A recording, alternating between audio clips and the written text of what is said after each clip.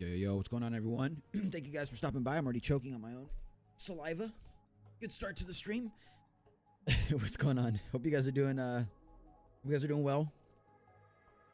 Woke up this morning in a good mood. Then I checked my social media, and I am no longer in a good mood. I'm sure most of you guys know, but the reviews for Delta are out. And I mean, not to be dramatic, but you know, they're looking generally favorable according to Metacritic. So it's sitting right now. Let me refresh this. Yeah, it's sitting right now at an 86. So not horrible by any means at all. 90% of the reviews are positive. 10% are mixed. I have seen no outright negative reviews just yet. We're gonna get into all that today, though. Let me say hi to you guys in chat. So who do we have in chat here? We got Solid Snake. We got Real J. We got Short Fuse. We got Roger. We got Solid Snake. We got Solid Snake of Heroes Legacy. We got both Solid Snakes in chat. We got John. We got Anumbria. We got Gorilla. We got Tim. Sheesh. We got Poo Poo. Hope you guys are doing well. Hope you guys are chilling. End of the week. 3 more days and some change before we get to actually play if you have early access. Once again, I do not have the game. I have not played the game. I don't know anything past what you guys know. Just throwing that out there. Yeah, I'm reading these reviews like you guys are as well. I'm sure. So yeah, I saw that someone posted or was streaming the game or has like a lot of footage from the game already. I mean, that's to be expected. I saw people in France got the Steelbox edition, like sort of like a collector's edition or something, early. They sent them out early, so they got them like fucking 3 days ago or something already. So yeah, I knew this would happen. I knew the game would be out there already in other regions that are more lax when it comes to street dates. That's just how it is, you know. I'm in the States, so like they're really crazy about street date and not breaking it. Like unless you know a really, you know, a mom and pop shop that really doesn't care and is willing to sell you the game early, then yeah, like if you go to like any actual retail store, they have in their system like, do not sell this shit before the 28th, you know. So, yo, what up, Prof? How you doing?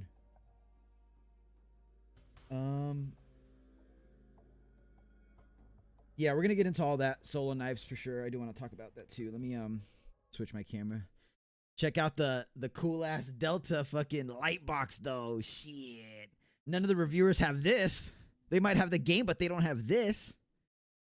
For those of you guys who weren't here yesterday, we did an unboxing for the GameStop merch that they sent me.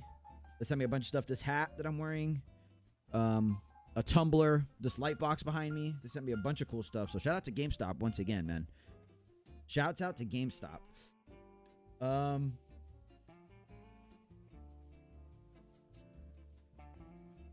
Schlep situation? I do not know that. Yeah, the light box is dope. Unfortunately, my light is reflecting off the light from that light, so like the lettering is kind of too bright and you guys can't really see it, but you can see the tumbler back there too, the little water bottle. My room's a mess right now. I just put this shit everywhere. All the Metal Gear stuff they sent me is just all over my room. Yo, what up, Anna? The Rad Brad YouTuber has already posted his gameplay of Delta. It looks so good. Yeah, there's a bunch of people just throwing their gameplay up there because embargo's up. I don't know if you're allowed to put like just straight up gameplay up, but I mean, I don't know. I'd do the same shit if I had the game. What's up, Madara? Yeah, Anna just told me that in Twitch chat as well. Yeah, there's a bunch of gameplay out there. Even who are these guys? Hold on. It's not Easy Allies. It's Giant Bomb has 45 minutes almost of gameplay as well. So people are just putting gameplay up. They don't give a shit. Embargo's up. People are going nuts. You got to get those views. You know what I mean? I respect it. I respect the grind. So on today's agenda, I don't think I'm actually playing any games today because I'm on a limited time schedule today. I got a bunch of real life stuff I got to do. I got to cut my hair today, so no more hats on stream. I got to have no hats for the Delta gameplay, so I'm unencumbered. So I'm aerodynamic. So I got to do that. I got to do a whole bunch of stuff in preparation for the weekend. I got to do a whole bunch of stuff in preparation for the Delta stream on Monday night for me. So I'm gonna try not to yap, and I don't know if I'm gonna get to playing anything, but we'll see. We have Fox Hunt news a little bit. If you guys didn't see that, it's on the official Konami website on the the portal site, whatever the hell they call it. And then obviously we have a bunch of reviews to go over. I have 1, 2, 3, 4, 5, 6, 7 tabs open of reviews. We have Metacritic score open so we can go over some of the written reviews. I have some more news on Delta from Metal Gear Official on X or Twitter. So we got a lot to go over. Let's get started. Screw it. Let's get started now. Switch scenes. What do we do first? Let's do Fox Hunt since it's not super crazy news today. All right, let me remove my background so you guys can see a little better. All right, so Fox Hunt news is here in this tab. Let me make it so you guys can actually see it. Window capture. All right. You guys should be able to see it. I can hear. All right, you guys can see that, right? Can't wait to try Delta on the 26th. I know, man. You took the week off from work so you can play through it a few times, Big Boss? Nice, nice, nice. Same. I'm going to be hitting it hard as soon as it's out. All right, so first up, Fox Hunt news. We got a couple new screenshots via these little, hold on. Oh, yeah, I skipped something. Sorry. So we saw this. Fox Hunt, the official website. Clearly new hide-and-seek based original game mode, blah, blah, blah, blah. It's based on sneaking rule. But then this is what they updated today. So now we know the name of this camouflage. It is referred to as AT Camo, and the AT stands for all-terrain camouflage. So that says, realistic camouflage enhanced by cutting-edge graphics that fools the naked eye. AT Camo, an all-terrain camouflage suit capable of deploying and retracting instantaneously. Pre-equipped from the start, players can change to any pattern on the spot. Useful for any situation, whether you need to escape, ambush, evade, or infiltrate discreetly. Couple things that we now know from that little update. Everybody has access to this right from the start. It's something that you have to activate manually. It's not like Octo Camo like we thought before, where depending on your terrain it changes. You actually have to manually change it yourself. Once this resets, I'll show you guys what I mean. So that's the first thing. And then in the next screenshot we're going to see below, you'll see that you have to actually play the game and level up to unlock the other types of textures. It'll all make sense in a second. So there you go. You can see him manually switching with an almost like Phantom Pain style item wheel. Here you go again. Changing it to like the tree bark sort of texture or camouflage. Then you got to manually change it to the rock. So it's not as easy as just like laying down or, you know, kind of pressing up against something and then waiting for the camouflage to change. You actually have to change it manually. So setting your camos up how you like it and then remembering having the muscle memory of switching is going to be important. As you can see, he's just switching through all of them now. The different terrains. So that's kind of cool. It's a bit more active than just like laying there and then waiting for the game to play itself. This is actually the best one. Look at this. This is really good. The only thing you can see is kind of like the legs sticking out here if you're really looking. But that's really good camouflage. This one's pretty good as well, but you kind of stick out there in my opinion. Gonna be bald. I should be. My hair grows back so fast that I probably should just shave my hair off. Are you only getting it for PS5? No, I have it for PC as well. What up, by the way, dude? Thanks for joining me today. We're gonna be going in on those reviews. Yo, my man, non-specific guy with the Foxhounder. Yo, welcome to the Foxhounders, dude. Enjoy the emotes. Enjoy the members-only videos. Enjoy the future members-only videos, because there's definitely gonna be some for Delta. Appreciate you, man. I really appreciate the support. Thank you for being here, and thank you for becoming a Foxhounder. It really does help me out. Hide and seek gear. That's honestly better. Octo Camo would be cheesy. Yeah, I like that it's more involved. You know what I mean? I like that you have to like switch it yourself. And like I said, develop that muscle memory of like, you know, okay, my gravelly, my rock one like this is on like bottom left on the analog stick or whatever, you know, like it's a bit more active. So it's kind of cool. All right, next up is this tab here. Only those who show total mastery as both a soldier and field agent will survive. Hone your skills in combat and infiltration. Utilize the weapons and gear procured on site. Very important detail. And outlast other cadets in survival-style training missions to prove who is best suited to serve the Fox unit. So a couple of things there. Number one, gameplay is going to be almost like a BR, like a lot of people were speculating. It's going to be essentially you load in and you have to find weapons around the map. Kind of old school, honestly, if you think about it. That's kind of old school video game design, where you kind of just load it in with whatever weapon, your side weapon or a pistol, and then you go around the map picking up, like, you know, beefier weapons.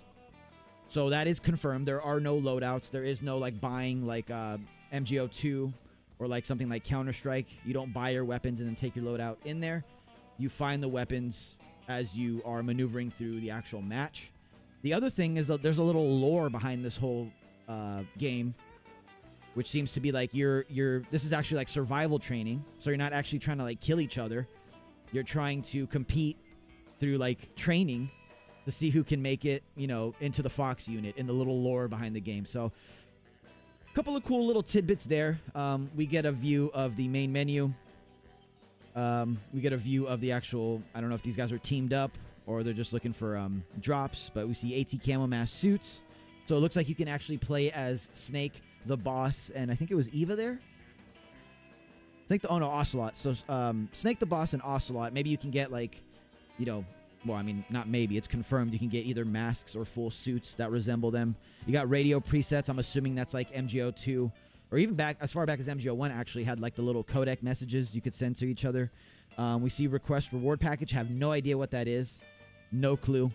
But it's not microtransactions, because as you can see above my head here, it says this mode does not contain any in-game purchases. Now, whether that means ever, we don't know. I'm kind of leaning, because I'm a little bit of a pessimist here when it comes to Fox Hunt. I'm leaning toward this meaning that the mode isn't going to have anything at launch that you can buy.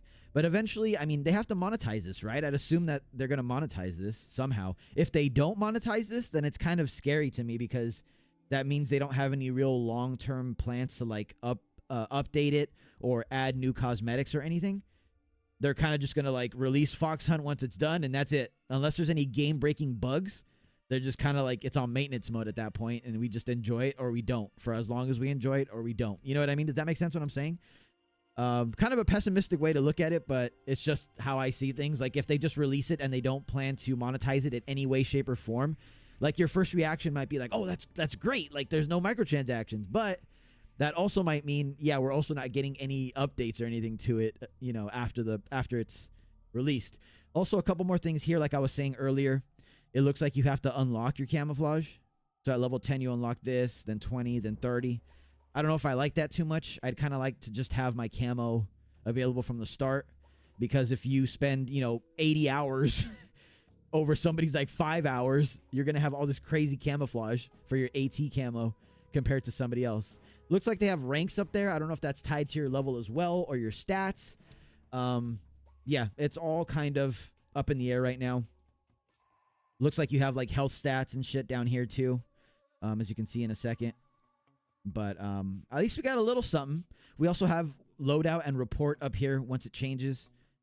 Report, so that's probably going to be your stats. That's what I'm assuming. It's nothing more than just like your KD, your weapon breakdown usage, your time played, you know, the usual stuff. So not really much else there. Looks cool. I like this AT camo system. I like that it's a bit more active, involved. It's not as easy as just like, okay, I'm laying in the rocks now, so it's going to switch to rocks. You know what I mean? It's kind of, there's more skill to it.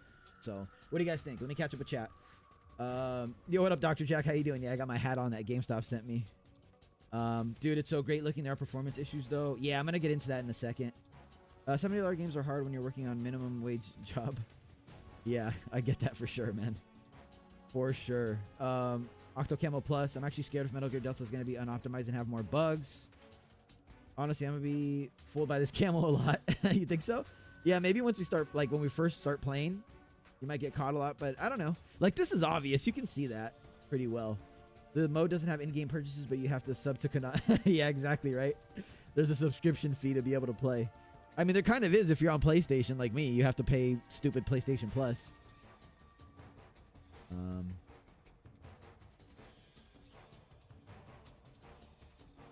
people to harass retro slot people.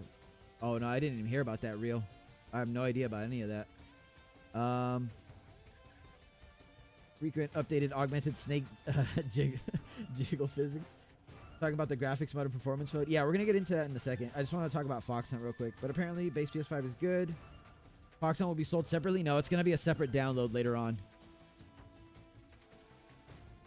Guy Savage minigame looks crazy. Yeah, it does. Yo, Cynthia, how you doing? Cynthia, I still have to hit you up. Sorry, I've been so incredibly busy this week. I've been so incredibly busy, but I do plan to message you privately still on Twitter. I hope you've been well. You're on your way to MGSCon. Have fun. Take pictures for those of us who won't be there. I unfortunately won't be there this year, but I hope you have fun. Yeah, Delta's coming soon. Super soon. I can't wait. I can't wait. All this stuff looks cool. I've got to wait till I can afford it. I feel that. I feel that. For sure. Games are expensive now. So that's pretty much all the Fox Hunt news. Pretty cool, but nothing major. Next, we have another pretty major piece of news that we kind of already knew. Again, if you don't want to be spoiled, this is not the stream to be in if you don't want to be spoiled at all. But Konami official tweeted out late last night. I was up when they tweeted this because I was reading reviews. But they tweeted out, "The nightmare is real. The Guy Savage Nightmare mode returns in Metal Gear Solid Delta Snake Eater. At Platinum Games captures the essence of the original minigame while providing a fresh new look." So there you have it. Guy Savage confirmed. After the torture sequence, nightmare scene confirmed. They hooked us up with a couple of screenshots. Some of these reviews also have actual gameplay footage of it that we're going to watch in a second here. But awesome. I mean, in terms of content that Konami added, they definitely went all out in terms of just sheer content. The most complete version of Metal Gear Solid 3 since Subsistence, easily. There's no denying that at all. Anybody that denies that has no idea what they're talking about. Looks really cool. Awesome that they got Platinum Games involved once again. Hopefully that means that they're in talks again. Maybe Metal Gear Rising 2. Maybe something else. But really exciting stuff. And again, this is official from Konami. It's something that we kind of already knew due to some of the stuff that came out of the New York event. But still really cool to see officially confirmed nonetheless. And I'm really excited to play through that. They made it look like Castlevania. They kind of did, right? What the hell is Kojima thinking about the nightmare scene? I don't think Kojima cares about any of this. I'm going to be honest with you guys. I don't think Kojima cares about literally any of this, to be honest with you guys. So that's the little bit of news updates we got. And of course, now we're going to get into the bulk of the stream, which are the reviews. So I've got quite a few tabs open here, as you can probably see at the top. I have Metacritic open here. Maybe we should take a look at that first. I read some of the written reviews last night. Mostly favorable. I haven't seen anybody say like, "Oh my God, this is a horrible remake. Don't buy this. It's not worth it." Yeah. So I mean, some of these. Look at this, Gaming Bolt. Shout out Gaming Bolt. We've been watching quite a few of their videos on stream. They gave it 100, and they're not the only ones. Digital Spy another 100. Saudi Gamer another 100. DBL Tap or whatever this is 100. GameLiner 100. 95, Destructoid 95, Voxel 95, Game 8 94. Like, these are really, really good scores. Really, really good scores. So, all right, let's get into some of the, these. I haven't watched like 90% of these.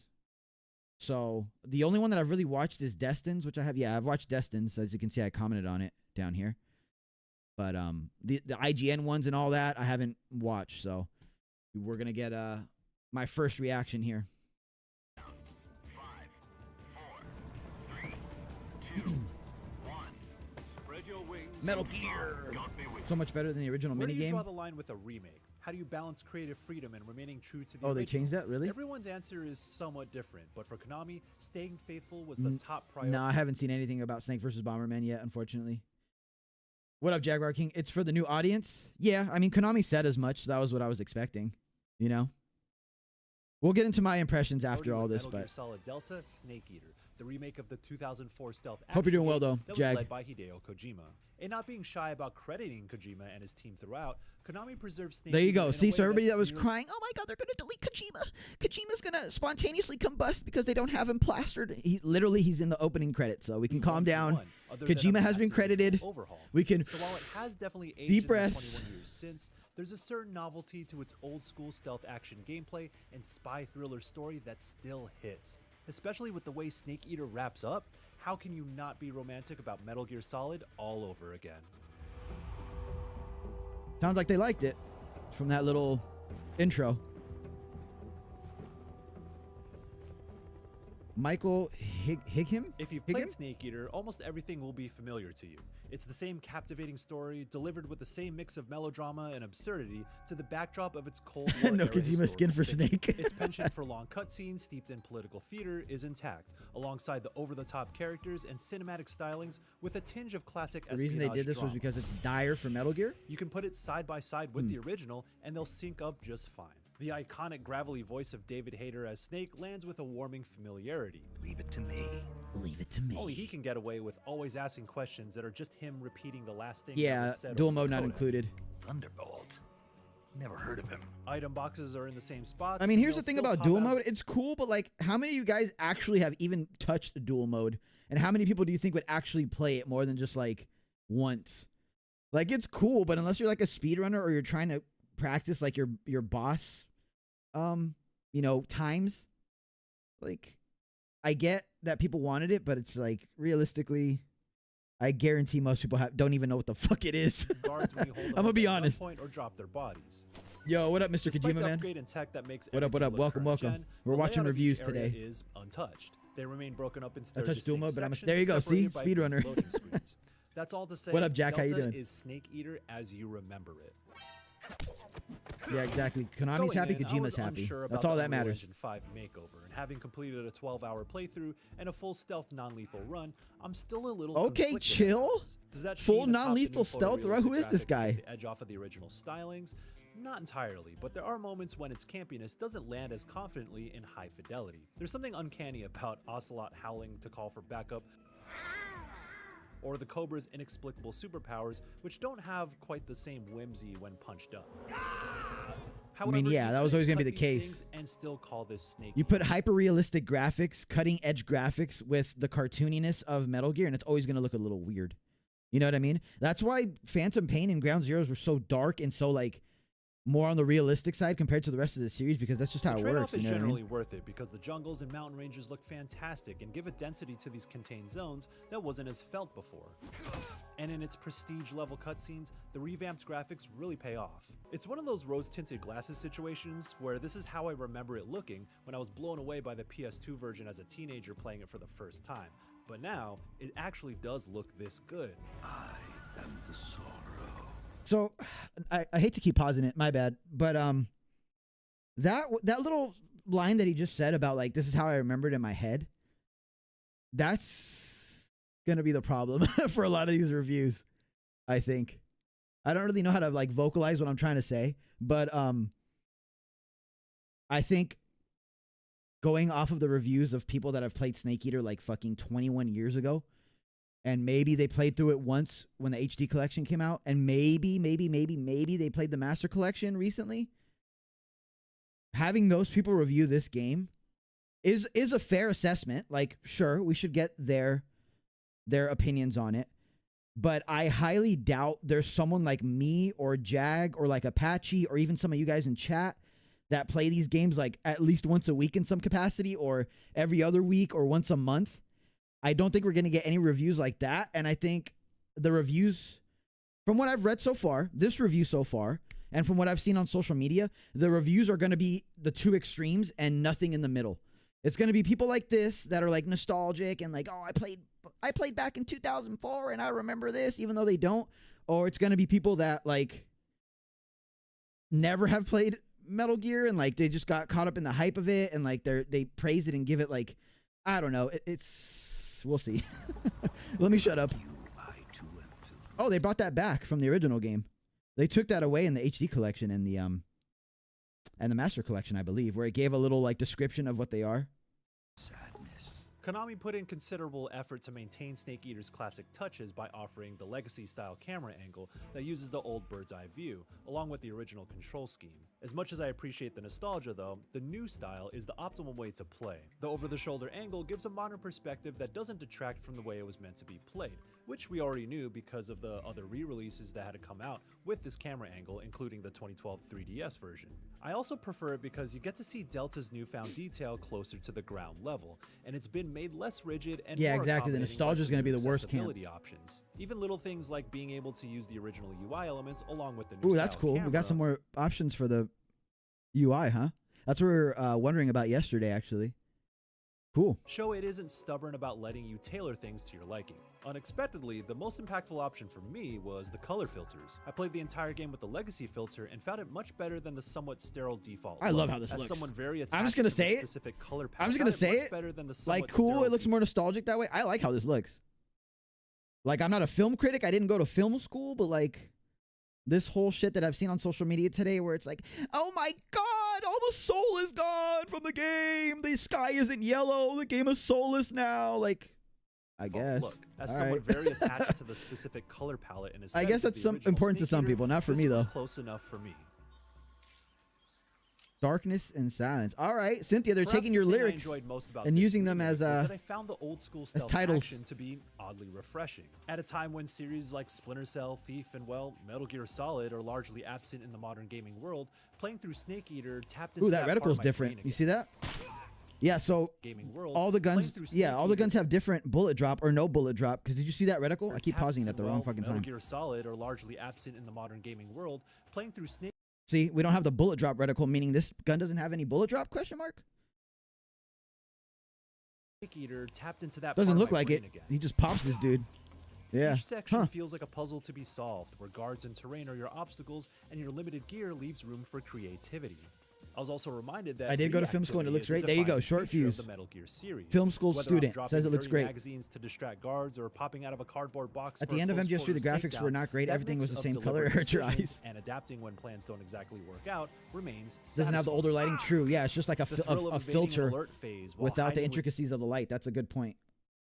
within inches of patrolling guards matches the high of pulling off a perfect no-kill stealth run. And No, you can change that, Jack. We just saw it in the UI options. You can change where it is. You can put it on the top left like it used to be. The playing HUD. with guards once you understand their behavior can be as fun as going in guns Yeah, I blazing. agree, Hasbro. I was just worried that they would all have bullet drop. MGS5, the Phantom Pain in high regard for its emergent Exactly. gameplay, but Snake Eater's more contained scope does make for a throwback that represents what made Metal Gear Solid so damn fun to begin Uh-oh, with. Claymore. Boom.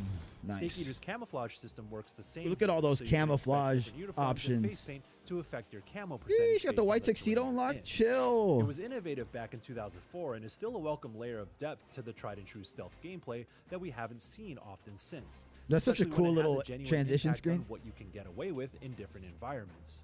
Delta has a convenient change in that you can access camo presets by holding up on the D-pad, so you It's don't not always have restricted to to go Legacy. the No, you menus can to change make it in the tweaks. options menu. At least that's what The we injury just. system is It back, looked like and we just although saw it's a that. pain to keep patching Ooh, Snake I like up this every cure time you make menu. mistakes, it's on you to be careful and stay stocked with medical supplies. The hunger system remains an interesting wrinkle that's a smart Bro, I thought you were gonna alternative get to kicked in the typical face, health dude. meters of other games, pushing you to hunt for food or find rations and keep Snake Ooh, did you fed see the to repeat boss? of other games. The boss health bar is up here. This man's over here slaughtering goats while he's fighting the end.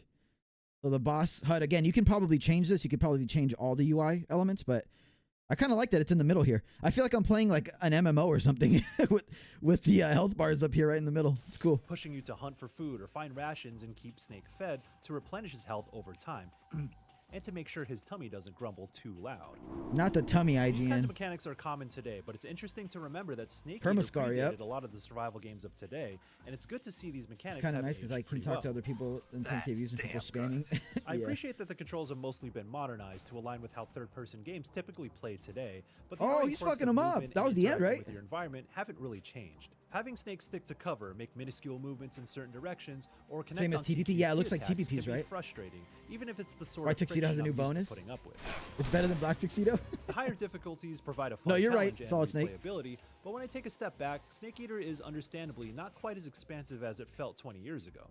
Relative to modern games, it feels rather small in scope, and Yeah, its I challenges mean, I kind aren't of quite expected as that. complex as I once thought. And that But see, comes- that's the problem. Here, going back to the nostalgia camp, this guy's going off of 20-year-old experience of like when he was younger, probably a kid or like a teenager, and feeling like the game was huge because it probably felt like that at the time. Snake Eater probably felt, this is what I always say to you guys. People, when they think of Snake Eater, they think of like this lush, expansive jungle, but it's literally almost as linear as like MGS2's Big Shell. It really is, if you think about it. In the original, did they show Snake and Zero in a room talking when they are talking about Sokolov Delta Dose? At the very beginning, I think so. When they were talking about Like the virtuous mission and all that? I believe so. Thanks for the 5, by the way, Gary. I really appreciate the support, man. But what was I saying? What were we talking about? Oh, the nostalgia camp and people remembering shit from 20 years ago. Dude, it's ridiculous that they even put a compass in this version of the game. You don't need a compass to maneuver through this game. You absolutely do not need a compass to maneuver through this game. Even if this is your first video game you've ever played in your entire life, you don't need a compass to progress this game.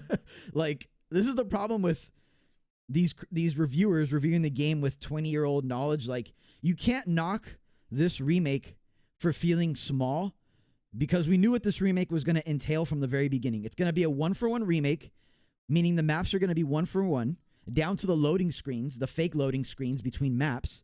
We knew what we were going to get. So you can't really knock the game for feeling small, because, yeah, if you compare it to, like, Elden Ring, it's going to feel fucking small, right? But, like, it's, or even, like, the Phantom Pain, but they never set out to make Phantom Pain 2 or fucking a brand new Snake Eater, right? Like, with the territory of a faithful remake. But even if shooting a trank dart into every guard's head is the easiest solution, Metal Gear Solid is at its best when treating it as a playground for improvising. Boss fights are another area where Konami might have played a little too safe by not sprucing them up in some way, so they're a little hit or miss depending on what you're asked to do. There are dull ones like the Pain or the Fear. Fair enough, where you're short just fuse, but it's waiting like for a window to pop your there's shot. 2 exits On the other usually. hand, You have 2 classics like options the for Ends exits Cat usually Mouse in Snake Shootout Eater: and the solid left novel or right. Metal Gear that That's it. remind me that Snake Eater was thinking outside the box and doing things that only Metal Gear was at the time. All right, so he does give it its credit And that if at you the remember time. any of the Oh, old there we go. We get tricks some and footage of secrets this. from the original versions, This looks just know awesome. that Look they at the all moon in the still back. work here Wow, in this is Delta. cool. Go home. Go back to your boss. There's no need to prove Yo, that Meme, you're what up? virtuous here. Yo, Maniac, how When you it doing? comes to the storytelling, What up, it Charlie? didn't What up, really Charlie? need changes So because watch some it's gameplay timeless. today. Will I'm be a easy sucker for me? You think Kojima so? and company's You give me embellished too much credit, political Charlie. drama. And with the backdrop of a nuclear I always wonder why arms people race felt in that the way about Cold 3. It's not War, as expansive. inserting It really their isn't. flavor of Like, it government really isn't. conspiracy is captivating to indulge in. Not that it's a bad game, but it's not this huge world. Exactly, but that's how people remember it in their head. For all its stone-faced goofiness, Snake Eater has a story that hit in a way I didn't expect when I was younger, and after all these years, I felt a new wave of emotions revisiting it as an adult. That's due in large What was part to that? the That was enigmatic Guy relationship Savage. between That was the Snake remake of and Guy the Savage. boss. It's conveyed with a certain earnestness. Played the game about leading to 15 times as a child. I'm revelations looking that forward to brought things forgetting full it. circle for Snake Eater and Metal Gear Solid as a whole. Yeah, I at wish the I could, time like, it came out. And it wipe my culminates memory in and what play I this game still for the first consider time. Some of the best moments in the entire Oh, I don't know if that looks. series. Even That's the tropes first like bit of Ocelot Delta earn his respect footage to that a I've seen rival. that doesn't look good Best to me. moments in the entire That does not look good series. to me at all. Even culminates in what I still consider I mean, we're watching a compressed video off of YouTube via a compressed stream, but I don't like how that looks. The lighting and shit. It's a bit too much, in my opinion. Again, I'm not an expert, but I don't like how that looks. Just that one scene, though. some of the best moments in the entire series. It's the Even filter, tropes I like think so, Ocelot right? earn his Something's weird respect there. Through a rivalry with Snake that has its own little story arc. That's major Ocelot to you. And No, aside yeah, from they the remade it, boss, Gary. Flavor Platinum remains one Games. of my favorite characters The in people who series, made stealing Rising every scene Revengeance she's in and made it for playing an them. important role Damn, of look an at agent Eva. you Dude, can't Eva's get a got some read on abs until the going. very end. Cut. Bet you've never seen that technique in the West. For as much flack Bosses as in Metal Delta Gear may actually get feel for more its lengthy challenging. cinematics, Snake Eater is a Ooh, I'm focused ready. story told at What a up, fairly Gorilla? brisk pace, and it knows when to pull its far-fetched punches. Weaving in grainy Some old co-op? footage from historical Yeah, co-op would be archives cool. alongside Yoji Shinkawa's art direction to ground its story is still effective. And I these think this looks touches add good, texture the to what's historical at stake footage. for Snake. Fail and be used as a scapegoat for your government, or succeed and become an unknown hero. Both are tragic in their own ways. They're just looking for a scapegoat. With the inexplicable supernatural edge to its villains, Metal Gear Solid is a series best enjoyed with a particular Understand where suspension of Konami is coming disbelief. from. If they didn't have that the leaves compass, room there'd for its be cinematic flair. seen in navigation is iconic impossible. moments like Oh, you climbing think the so? ladder to an a cappella rendition of the Snake Eater You're doing theme well, song. Maniac? Good to hear. Oh my god, that scared me. Let's go, Cynthia. Shout out to Cynthia, man. Going to And Gamescom. pivotal conversations on a flower field amid conflict. Ooh, breaking that looks out at good. the I like how Soviet this map border. looks. This is a series known for letting you infiltrate top secret military facilities by hiding in conspicuous cardboard boxes. So no one does camp quite like Metal Gear Solid. This isn't over yet. The tire marks on his Now, face for look all its hilarious. adherence to the original, I wondered, did we need this remake? Is there a way Delta could have been a much higher elevation of the original Snake Eater? No. Yeah, I'm sure. And we have There's no faithful way. remakes like Resident Evil 4 and There is no scenario, no timeline, no universe, no anything where Konami in right now, where we're at right now, could have made a better Metal Gear Solid 3, a better remake of Metal Gear Solid 3 than Delta. I stand by that fact. unless Kojima was still at Konami, involved with his original team, with the original Metal Gear team, or most of the members, and they had a clear-cut direction, and they already announced that they were rebooting the series, starting with 3. What Konami did here with Delta is 1,000% the right choice. I don't care what people say about, like, oh, they played it too safe, or, you know, they should have been like RE4's remake or Final Fantasy VII's remake. Those people have absolutely no idea what they're talking. Could they have taken more liberties with the gameplay and little stuff like that? Sure. Absolutely. But tweaking the story of Snake Eater, making it this open world, expansive, massive, sprawling, you know, Ground Zeroes, Phantom Pain type shit, and changing everything that goes along with that, because it's not just changing the maps, it's changing fundamentally everything about the game, where the cutscenes load from or start from, where they end, how you interact with, like, there's no way Konami could have done that well. They could have done it, and then we'd all be sitting here bitching about, like, why would you ruin one of the most beloved games in the series? This is horrible. Why wouldn't you just do a 1-for-1 remake? It would literally be the opposite conversation of what we're having now about this remake being too safe. So I think, honestly, at the end of the day, what they did here with Delta is the best route. I've said that since the beginning. Don't touch the lore. Don't touch the canon. Don't touch the dialogue. Don't touch the cutscenes. Just make it look nicer and make it play better. Done. That's it. And people can bitch all they want about it being too safe or whatever, but there's no world where they would do it justice enough where people would be like, oh yeah, this is better than the original MGS3. There's no scenario. There's no, if anybody says that's not the case, they're lying to you. There's no scenario where Konami would make a better Snake Eater than Kojima did back in 2004 at this moment. Maybe in 10 years, once they have more experience under their belt, once they have a director that has a clear-cut vision for the series and for what a Metal Gear game is. But right now, in 2023, 2024, 2025 that we're in now, there's absolutely no way Konami could have pulled off a better Snake Eater than the one we already have. There's no way. Yo, Melon, thanks for the gifted, bro, to Solo Knives. I appreciate you, man. Yo, you've been spoiling me lately. It's not even my birthday. Delta's not even out yet, and you've been spoiling me. I appreciate the membership to Solo Knives. Solo Knives, welcome to the Foxhounders, bro. Enjoy all the perks. I appreciate you. I didn't want them to change anything, honestly. 2 to look at as examples, but that's not what Konami set out to do. So I'm left to acknowledge with Unreal Engine 5, the performance is bad. Yeah, we're gonna get into performance in a bit. Appreciate the things that make it timeless. It didn't necessarily elevate my love for Snake Eater. Yeah, the spoilers for the story make me laugh too. I've held it in high regard all this time. Best route, but not for a $70 game. Yeah, you could argue that the price is too much for a remake like this. I'd agree. Much of what I loved about Snake Eater. This is just Snake Eater, just prettier. You could literally buy a PS2 copy from like a thrift store for $5, and you're basically getting the same experience, albeit without the quality of life stuff and how pretty this game looks. But yeah, Jag's absolutely right. You could argue that the $70 price point is like the worst part about it, but I think this is the best route that Konami could take right now in terms of like how they handle the story, the canon, and everything about this game. People can complain about 1-for-1 remakes, but honestly, a lot of people complaining about the 1-for-1 remakes are, you know, not really like hardcore Metal Gear fans from what I've seen. They come from other series. They've heard about Metal Gear. Maybe they like Metal Gear, but they're not hardcore fans. I'm sure there are hardcore fans that would have liked to see something different. I mean, yo, let me take like 10 steps back. Listen, I would be 100% be down for Konami to just fucking nuke what we have already, just leave it preserved and do whatever the hell they want with Metal Gear since they own the IP. And if they think they can make a better reboot or a better origin of the Metal Gear series, this new rebooted Metal Gear series, this hypothetical Metal Gear series, I'm all about it. I try everything. I've played Survive. I've Platinum Survived. I have a ton of hours on Survive. I'm a huge spin-off fan. I like Ghost Babel. I like the Metal Gear Online series, as you guys know. I love Acid. I am the most open to whatever Konami wants to do with their IP. I will try it. You know what I mean? When it comes to Metal Gear. But having said that, even for me, I think this is the smartest route. For the masses, for the Metal Gear community as a whole, the Metal Gear community is not as open to things, is not as receptive to things as I am. I completely understand that. So, yo, just make it 1-for-1. Don't change the story. Don't change the lore. Make it pretty. Make it control better. And people should be happy. Either way, people aren't going to be happy, but to the time and I think this is the best route. Pushing PS2 game in 2004, revisiting it through Metal Gear Solid Delta in 2025, came with a big burst of They modernized used this remake as a way to train It's not a MGS particularly team. Yeah, expansive exactly. or complex game by today's standards, and so parts of it can be underwhelming if you're coming from a more Konami modern Shield Metal defends Gear. Metal Gear Delta against hate. But more I mean, it's often getting than not, it's getting it shows praised more how than anything. Good So. stealth action mechanics can age well, and the political drama with Kojima's signature brand of campiness is intact.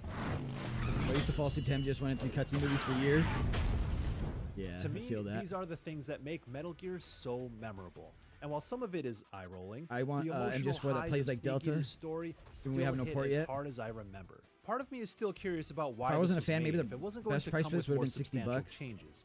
But if I were to point someone to one of the many versions available, Gifting works. this It is must the give one to I those that would interact a lot. recommend. Oh, I don't. whether Yeah, I you're have no idea. revisiting So or they gave it an playing for 8. the first time. Kojima and the original team may not have been involved in this remake. Yeah, I'm gonna look but at the Digital spirit Foundry of performance Snake Eater test. persists. I have waited long for this day. We will fight with you once more. I'm convinced this is a test run for Peace Walker. Executive Reviews Editor Tom What is Marks here this? with Michael Hines. Oh, this is talk the a guy who little wrote the bit more review? about his review of Metal Gear Solid. I mean, not to be mean, but I don't really give a shit. So this is Digital Foundry's little tech review thing. I don't know if you guys can see it. Here, you can see it up here now. So this is the one that everybody's been talking about. I've seen headlines of this. I haven't watched the entire review. I've seen like headlines of people, you know, automatically talking shit because the game isn't running at like 12K, 9,000 FPS. But I get that people want a solid performance. I know that like something about the PS5 base runs it better than the Pro or something, which I mean, full disclosure, I'm not a tech like super knowledgeable on like the inner workings of like consoles and shit like that. Like I can build my own PC and I know basic shit about PC components and shit like that, but I'm not an expert at all. Like once you start getting into the nitty gritty of like the technical aspects of shit, I'm like, you know, it just goes right over my head. So I will say I'm not a huge fan of like these massive like technical deep dives into like the minutia of the games. Like if I can progress the game and it's not like Metal Gear Solid 3D, and even that I got through, then I really don't give a shit. Like the way that people are talking is like, were you guys there in 2004 when you first reached Chorny Prude and that shit dipped to like 8 FPS, but we still played it? Like I get that's like a bad example because that was 21 years ago, and the tech and performance nowadays should not be the same as it was 21 years ago. So like that's inexcusable. I get it, but like, I don't know. I just grew up in a different era where like, as long as I could get through the game, bro, I don't give a fuck about frame rate. You know what I mean? Like, whatever. PS5 and PS5 Pro today, ahead of its August 28th release. More to come on the Xbox Series X I and can't hear this S guy. versions, as and when we have code. But based on the PS5 edition here, Kojima it said they presents changed as a elements of beautifully cuttings that won't be realized canon to the actual rendition story. of an Yeah. action stealth classic. It's also crucially one that's faithful in many ways to the 2004 PS2 original, while justifying its existence. They don't have a day one thanks patch. to Oh, a that's true. stark Yeah, visual you have to. upgrade I don't know what afforded patch they use for this, or if they mention it in the review. But yeah, there have been like 2 patches, I think, even since the NYC build. So whether that affects performance or not, I have no idea. I don't want to speak for Konami because I have no information. These people that were watching have way more information than I have. So by Unreal Engine 5, just as we saw in an earlier comparison to the Master Collection. no, I get release wanting of the Master Collection MGS3, Volume 2 on every PS4 for sure. aspect of Delta's jungle layout sticks to that original blueprint. Even its cutscenes rely on the same motion capture Issues data down to the UE5. frame. as Engine is a directed menace. by I don't know Hideo why Konami Kojima is hell-bent all on those years using it. ago. In being rebuilt on UE5, Yeah, I don't though, know. we're getting a thoroughly transformed take on the experience. I don't really know how they lease out engines, how that works in like the gaming industry. I mean, I've heard people say that they want them to use the Fox engine. That's just ridiculous. Let me say something about the Fox engine, and people might crucify me for this, but like that engine is garbage.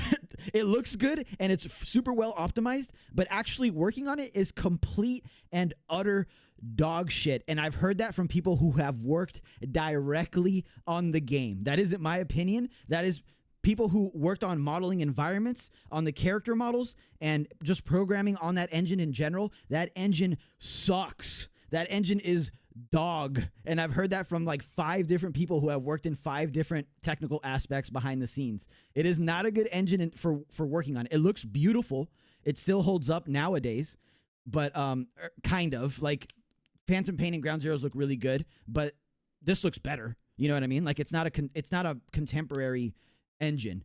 And on top of that, the guy who developed it to helped Konami and Kojima development left a long time ago. And when he left, here's a little lore for you guys. One of the main reasons why Survive exists, like the game that everybody hates, Metal Gear Survive, is so the remaining members at Kojima Productions could practice on the Fox engine, reusing assets and stuff, because the Fox engine was so infamously hard to work with that they needed the practice to see, like, yo, can we make another Metal Gear game or any game on this after this guy left, after Kojima left, well, Kojima doesn't really program, but the main guy who developed the Fox engine at Kojima Productions, the lead programmer for it, left. And so they kind of had to scramble and, like, you know, learn how to use it. That's how it was explained to me. One of the reasons why Survive exists and why it uses the Fox engine and why it reuses Phantom Pain or Metal Gear Solid 5 assets is because they were still scrambling to kind of like pick up the pieces after like the Exodus, when Kojima left and people left with him, and then the main programmer left after TPP launched. They were still trying to figure out how to use the Fox engine because it was so fucking hard to use. So yeah, the Fox engine's pretty and everything and everybody likes it, but like it's not a good engine to use. Trust me. Like, that's not me saying that. That's fucking actual talented developers and programmers saying that worked on these games. Like, you know what I mean? Garbage not even using the full version of it. Fox engine didn't make it. Yeah, exactly, right? Like, it's not a good engine to work on. It might look good and it might be like amazing to optimize games on PC for, but it's not a good engine for developers. It really isn't. Character models, effects, materials. But yeah, Unreal Engine 5, are everything all I've heard about that is it's also not the greatest for performance, at least. So complete with a global illumination system for indirect light bounce and Fox shading. engine trash. It is. I mean, I don't know what to tell you guys. That's from developers. They've said that it sucks to work with. It's horrible to develop games on. Segmented area layout, and it's also old at this point. By Theta Blacks, as on the PS2 original. MGS Delta's level of detail can afford to be dialed up to there's a reason they dumped the Fox engine. Nobody else bought it. Often it also has restrictions like small NPC limits, etc. Right? The Fox engine? I believe so, man. I don't know. I've just heard a lot of complaints that it's like super technically, like when you lift up the hood and see what's under the hood, it's a mess. Is what I've heard. It's a mess in every aspect. It's a mess. So Fox engine versus PS3, who would win? Yo, what up, George? Looking forward to playing the remake. I know, I can't wait. Consoles, there is an issue that cannot be ignored. Unreal Engine 5 is garbage in every game. Hey, like, both can be true. Fox engine can suck and Unreal Engine 5 engine can suck. I just don't see why people have such an attachment to the Fox engine. Like, it's cool, but I mean, it's old now. You know what I mean? I kind of wouldn't want Delta to run the Fox engine, to be honest with you. Like, sure, maybe it would run better, but it would look dated at this point. 60 FPS performance mode and a higher. So there are two different graphics modes, okay. With boosted settings. Well, let's see. Performance. This mode prioritizes smooth frame rate, resolution, dynamic 4K max, native 1080p, frame rate 60 FPS max. Quality. This mode prioritizes graphics quality, resolution, dynamic 4K, max native 1440p, max frame rate 30. So that's pretty standard, right? I'd say for games nowadays. The issue is that the 60 FPS option on base PS5 struggles to 47, stick the 46, landing, 44. notably across the jungle areas of the first mission. I mean, 44 where it's frames? too often bouncing between 40 to 60 FPS, and even going down to the 30s while swimming underwater. More concerning. That's the pain, man. I'm telling you, he's the worst boss in the game. Pro, which you'd hope would be an improvement. PS5 Pro has no graphics mode toggle at all. Oh, and wow, that's weird. Konami combines the benefits of both base PS5 modes into one single way to play. That is the boosted settings of the quality mode, but running at 60 FPS. This all-in-one approach fits the mission statement Mark Cerny had for PS5 Pro, but the problem is that performance at 60 FPS struggles, and in fact, in this configuration, PS5 Pro can run at a lower frame rate than Damn, base get PS5. shit on PS5 Pro users. Base user supremacy, baby. Let's go.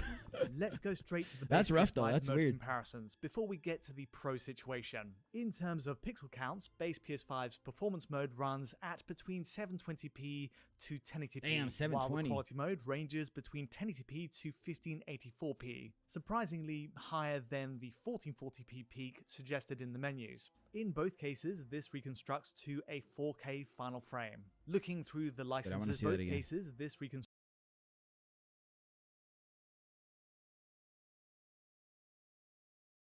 I mean, this is a video that we're watching over stream, so it's like...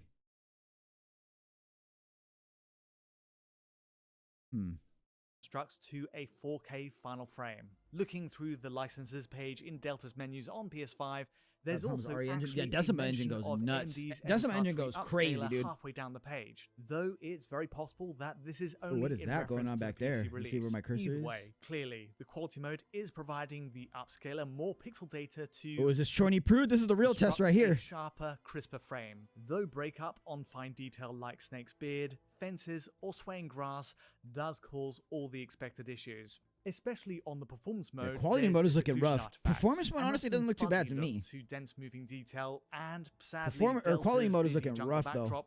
Sets the scene perfectly for those artifacts to appear. Oh, I just saw a little pop in there. I mean, all right, I guess. In terms of settings upgrades, the quality mode's drop to 30 FPS gets you more than just a res boost. Firstly, it increases small object draw distances for rocks or leaves strewn across the jungle. I mean, that's one thing about fucking the Fox engine as well. That shit had crazy pop in, even on PC. But I mean, you could argue that's an open world. But this boost, I don't know, because it's an open world, but it was mad empty. This is a smaller world, but it's like chock full of like fucking grass and bushes and tall like leaves and trees and shit falling around you. You know what I mean? So like, kind of like. To reduce the visibility of pop-in as Snake moves forward. Otherwise, texture resolution is identical in switching between the two modes, as is overall foliage density ahead. In a similar vein, shadow level of detail animals is moving. Improved on the quality mode, meaning we get higher oh shit, Wig specifically bought a PS5 Pro? Quality mode, damn. Whereas the performance mode requires stepping a few paces forward to see them. Finally, and most crucially, the global illumination setting is improved for quality mode looks really good areas. though, but this again takes full. I mean, it doesn't look that much better to me, at least. But the GI upgrade affects the shading and simulated light bounce between trees and under plants. As a result, there are deeper pockets of shade in spots. See, I'm gonna be honest with you guys here. While in other places, this type of shit when I'm playing the game, I don't notice. Like the way that I play games and the way that I experience games and I enjoy them, like. Shit like the shadows and how the sunlight hits them and where they're like. I'm gonna be honest with you. If there was no shadows in the game, I frankly wouldn't give a fuck. Like that's just me. I don't sit there and like. I know some people do, and I. Hey, I'm not knocking you. Everybody can. You bought the game. You paid your $70. But for me, I'm not sitting there looking down at the blade of grass where the light hits it and reflects it in the shadows. Like I frankly couldn't give less of a fuck. Like personally, coming from me, like. Personally, I couldn't give less of a shit, but I understand why some people would, you know? The scene is brightened as a byproduct of light reaching more points. That's why I usually don't watch these like super technical like breakdowns for games because it's like, oh, well, if you notice here when it's in high quality mode and you're walking backwards and you're doing a backflip and this is also happening on screen and the light is hitting it this certain way, then the FPS, it's like, okay, well, I'd run past that point in literally 2 seconds and I wouldn't notice that, but I get some people do.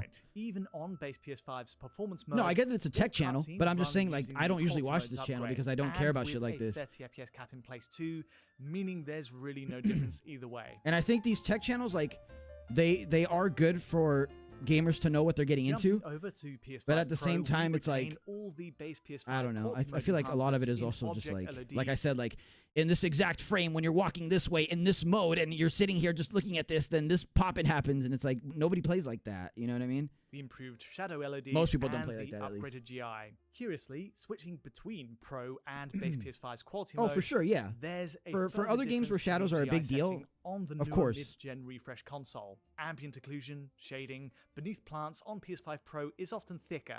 In other words, all of the quality mode upgrades. Again, I'm not making excuses for Delta. Like, if the game plays like shit, you're gonna hear it from me. It's just like this, like, what is this fucking channel even called? That's how you know I don't watch this shit. Digital Foundry or whatever.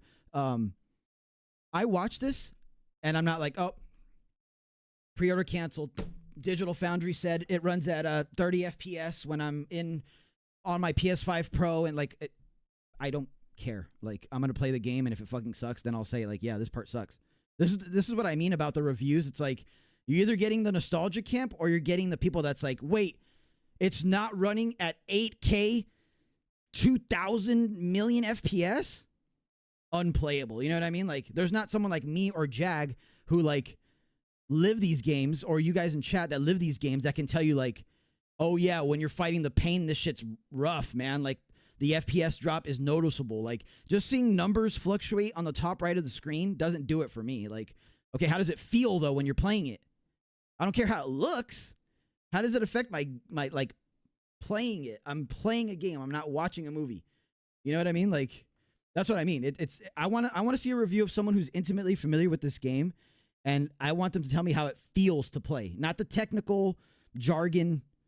You know what I mean? But we haven't gotten that yet, I don't think. If you guys have seen a review like that, let me know. It's, in theory, a best of both worlds solution. Perhaps, but this is informative. Like, I respect it. I respect it. Switches to Sony's PSSR upscaler, where based 720p, 30 FPS, but that's just like numbers and letters to me, man. Like, okay, if it feels good to play, I don't give a shit. You know what I mean? Like I said, I grew up playing video games when they were like bloop bloop bloop bloop bloop bloop bloop bloop bloop. Then that was the game. You know what I mean? So like, I don't care about this shit. Like, it doesn't mean anything to me. It's cool. It's cool, but like, the frame rate overall. Until I play it, adjusts the native I don't really care. As well, now putting PS5 Pro at a dynamic 756p to 1152p. Looking at his phone, peasants. So on paper, that's at least an upgrade on base PS5's performance mode, while falling short of PS1 frame rate versus Unreal Engine 5. Still, you'd hope the PSSR factor. That's how the people at our Metal Gear Solid and NeoGaf. Oh, we got to look at the Reddit. Damn. Yo, we got to look at the Reddit. To an extent, it is a benefit, but sadly, the only valid complaint I've seen so far is they can still see you when you are hiding under containers, but that ooh, that's be weird. patched. Is that confirmed though, or is that by someone who was playing on like some mode that they shouldn't be playing on, like extreme, and they're not really familiar with how the game works? See, this is what I mean. This is what I mean. We need reviewers that actually have, like, give Jag the game. Give somebody the game, man. Give somebody the game that knows what they're doing. One thing about the engine is that it was heavily customized with tools outside of it. It was costly to make. It was the main reason why Kojima left Konami. Oh, yeah. The Fox engine was stupid expensive to make, and it took forever to make. That's a good point, Jag. Also introduces its own issues in the process. On the positive side first, in motion, PS5 Pro has an advantage next to both modes on base PS5. So, like, this is a perfect example. Like, these cutscenes, this is from a cutscene, right, are so zoomed in, then, like, when the fuck are we ever going to see the game like this? You know what I mean? Like, unless you're playing the game like this is your monitor, my phone is your monitor, and you're like this, like literally like this, you're not going to see this shit. You know what I mean? It's the same complaint people had with the animations when they showed Ocelot doing the run by, fan the hammer, bah, bah, bah, bah, during his boss fight, and people were like, oh my God, look at the jank. Well, keep that same energy with this. Like, you're never going to see this in game. You're never going to see the cutscene like this. Like, oh my God, yeah, the quality mode looks horrible. You know what I mean? Like, it doesn't make any sense. Snake's beard and hair in this looping shot, where PSSR more adeptly cleans up the coarse, flickering artifacts as he turns. Like, likewise, keep it consistent. When compared to the 60 FPS performance mode, PS5 Pro's That's method how Stealth plays his games. at dealing with occlusion artifacts, as an object obscures geometry for a few frames. Repeating the test over and over, the result is less again, you're never going to play like that. Patterns, creating a more stable image with PSSR.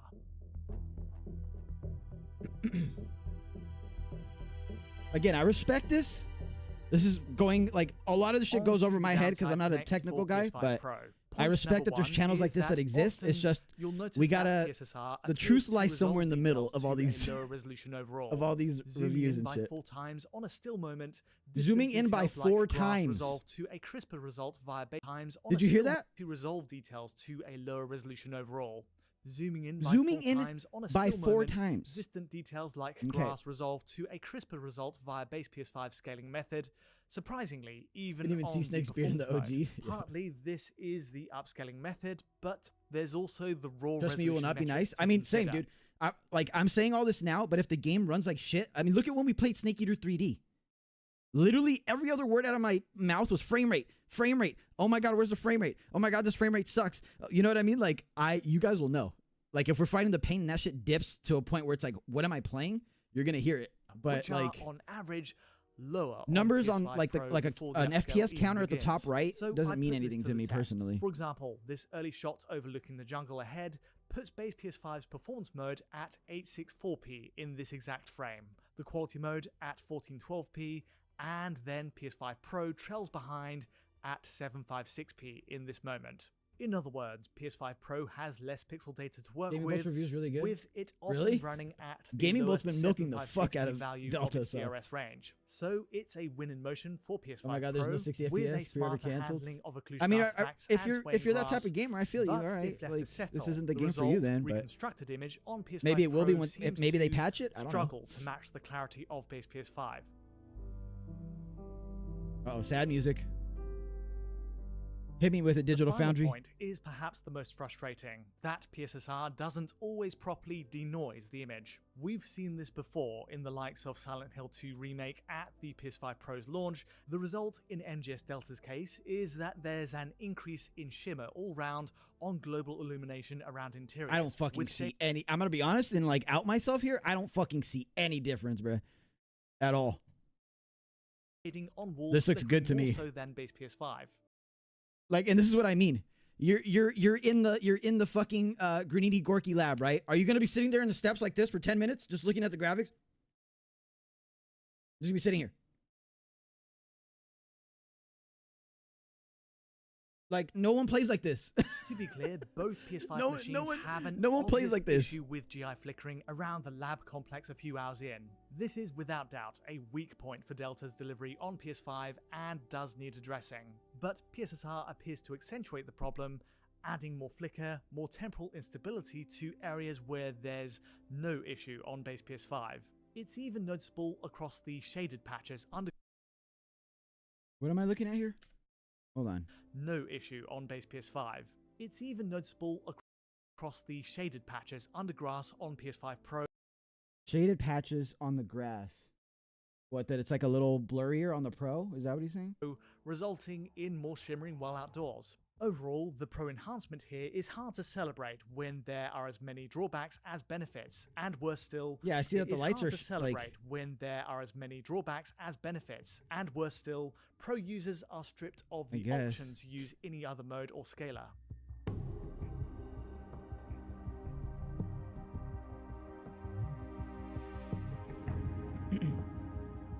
MGS Delta's performance is also a disappointment. The performance mode on base PS5 targets 60 FPS, and the outlook is reasonable to start at least. Snake's initial landing area on the Virtuous mission, the Crocodile Swamp, and a late bridge section all run at between 48 to 60 FPS, with frame rates more often resting at the upper end of that range. In other words, it's ideal VRR material for those with display supporting that technology, and with VRR active, you should get a perceptually smooth experience. On the this all changes, however, once you hit Razvet, the early compound filled with Ocelot's guards. The high enemy count here, plus those explosive barrels, all conspire to tank that frame rate during combat, and we're more realistically operating at between 30 to 50 FPS. I've taken the more run-and-gun approach in this case, but even sticking to stealth, this does sadly fall outside the VRR window on PS5.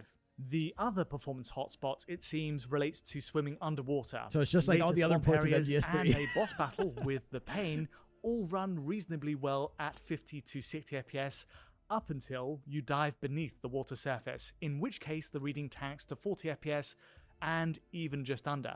MGS Delta on base Still PS5 not as bad as Metal Gear has Solid a 3D. serious range in performance there, and there are action-heavy segments where you'll spend more time under 60 FPS than at the mark. As an aside, John and Rich have seen the Xbox Series X build at Gamescom, and while we can only provide limited impressions going by eye, it does seem Series X has similar performance issues to PS5 in targeting 60.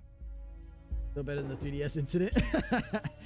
That's it, I'm selling my home and going into exile. Base PS5's 30 FPS quality mode is up next, and there's an issue here too. Nothing that I'm hearing or seeing in this video is dissuading me. If anything, I want to play it more. If anything, this video is making me want to play it more. It's not dissuading me at all. And obviously, the 30 FPS cap here runs with uneven frame pacing, which adds judder to motion. The game's motion blur. Bro, I'm gonna be honest. By the way people are speaking about this game, it's like nobody was playing this shit. Like I said earlier, nobody was playing the original Metal Gear Solid 3 in 2004. And they made it to Chorny Prude, and their parents were getting divorced in the next room, bro. I can tell none of you guys were back there trudging through Chorny Prude at 10 FPS while your parents were yelling at each other in the next room back in 2004, bro. I can tell. What up, Gary? Thanks for the 2, dude. So the clip at 7:49 in Gaming Bolt review. All right, we're gonna watch that next. I appreciate the support, dude. Setting helps to an extent, but it's simply not ideal. I couldn't play OG PS2 and PS3 now, though. The fact that there are genuine drops beneath 30 FPS at stress points, like the sight of exploding barrels or diving underwater. That's what I mean, though. I'm from a different era, so like this FPS shit, yeah, it's important to me, and I can notice the difference between 30 FPS and 60. And yes, the industry standard today should at the very, very, very, very, very least be a solid 1080. Like I said, very least solid 1080 60. I get that for sure. But for me personally, it's not a make or break if it dips below 60 FPS most games. I'm going to be honest. Despite the improved visual settings on base PS5's quality mode feels real, and bro. running at a clearly higher resolution on average, the trade-off in playability makes we didn't it have the hard to competition in recommend. 2004 that we have today. Absolutely we do. The best games came out in that era. Games now suck compared to the games from that era. Like, I'm just going to be honest. I'm going to sound like the boomer unk, like you guys like to call me in chat now. But absolutely, we had a lot of competition during that era, during the era that Metal Gear Solid 3 came out. Just look at 2004. Fuck the era. Look at 2004 and look at the games that came out that year. And tell me games weren't even more competitive than they are now. FPS cap is impossible to avoid on base PS5 in cutscenes, as both modes run all scripted scenes at 30 FPS. Bro, we all of MGS4 and it was 20 to 40 FPS average. Frames. True. I'm still going to play, but I feel for the PS5 Pro. Yeah, that's inexcusable. That's so weird that a stronger console runs the game worse. Like, what the fuck is going on there? Matters are made simpler, of course, by having only one means of playing the game at 60 FPS. Cutscenes in this case run entirely I've heard that it does crash on PC. 60 FPS, which on the plus side means no uneven frame pacing at 30, but on the downside, they're often way off the mark with a range of 40 to 60 FPS. Most the of other the big surprise games are remakes is that PS5 Pro's frame rate they're continuing in franchises or they're remakes of games from that era. Average lower than base PS5's performance mode. The initial landing area immediately shows dips under 60, for example, whereas there are none. Yeah, I'm hoping there's a day one patch. I'm hoping these guys tested this on an older build of the game. As we progress to the swamp and then I don't think they've mentioned it, right? Just yet. More of a challenge for VRR to engage properly. I mean, I would have led with that information. Maybe they didn't. I just didn't hear it. Once we get to combat in Razvet at 30 to 60 FPS. For perspective, in comparing the two PS5 machines directly with a matched route, the base model is enjoying up to a plus 7 FPS advantage over Pro hardware. Every segment of the jungle, it seems, takes preference to the lower LOD and GI settings of base PS5's performance mode, plus make its the lower FPS DRS range, just like they did back of in the course day. The absence of PS5 this shit is just another port of MGS3 really, to me. it's hard Every to see single port of MGS3 has had horrible PS5 Pro FPS, users are stripped of a graphics mode toggle, every single leaving one. no backup option behind. It's also tempting to imagine how the base PS5 setup, with its lower settings, might have run on Pro hardware if left exactly as is, and feels good. if we'd have actually locked closer to 60 FPS in that case. On the plus side, some areas do run better on Pro overall later on. The lab area, for example, a few hours into the game, does hold closer to 60 on PS5 Pro, while base PS5 falls shy with a 50 FPS reading. Alright, for so it's not interior sections, all bad news Pro might for have the an PS5 advantage, Pro, I guess. but certainly for outdoor jungles, the results are a clear, unexpected downgrade. Sorry, out here tanking FPS. They need to keep up with the tradition. Yeah, exactly. As a remake project, Metal Gear Solid Delta has a great deal going for it. It's clear that Konami has carefully considered its balance between honoring the 2004 original and bringing its visuals honored it a little too hard with these FPS issues. It even includes a they went a little too hard, like the Snake vs. Monkey minigame, a suite of color grading filters, and an option to revert to the MGS series. Yeah, I think it was Jack that said it in chat. I'm in curious light about of all that attention to detail, what the FPS looks like in Legacy mode. Then to find performance is a lesser priority for Konami, on PS5 consoles at least. Optimistically, there's still potential for a day one patch to save the day. Oh, there you go. Even they said it. These tests are running on version 1.1.1. Oh, there you go. But based on the evidence here, 1.11 is the patch that they're running. There's already confirmed to be a 1.12, right? From what I've heard. So there you go. Maybe a lot of this has already been fixed. I don't know. I'm not going to sit here and defend Konami and like, oh, don't worry, guys. They're going to have a day one patch ready for us. Like, I don't fucking know. They don't tell me shit. But it's confirmed that they're running an old build. We can confirm that from what the narrator said. In performance terms, with the PS5 Pro Edition being the most in need of attention. Wow. That's all from me today, though. If you did enjoy this analysis, feel free to like or subscribe, and don't forget to hit that bell for instant notifications. All right. Well, that was cool from a technical perspective. Like I said, a lot of this, one, goes over my head, and two, doesn't dissuade me or like anything like that to like, you know, not want to buy the game or not give the game a chance. If it does for you, if you're a performance or graphical gamer, I understand that. Like, there's people like that, and that's a big deal for a lot of people, so I respect it. Not knocking you. But for me, personally, I played every version of this game. We most recently played the 3DS version, and at certain points in that run, I was getting, no joke, like single-digit FPS, and we still made it through.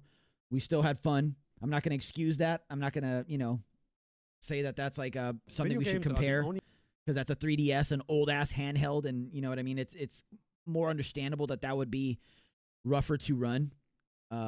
A game like Snake Eater compared to a brand new remake on a brand new engine or a newer engine. So that's not a one-for-one comparison, but that's just to tell you that I'm pretty lenient when it comes to frame rate stuff. I'm not like, it went to 52 frames, unplayable. Nope. Canceled my pre-order, writing a scathing or a horrible review, and telling all you guys in chat not to play it. Like, medium that I sorry, but that's not me. Like, if you came here expecting me to shit all over it because of that video, like, sorry to disappoint. Time again fancy a reality, or as close to one as we're going to get.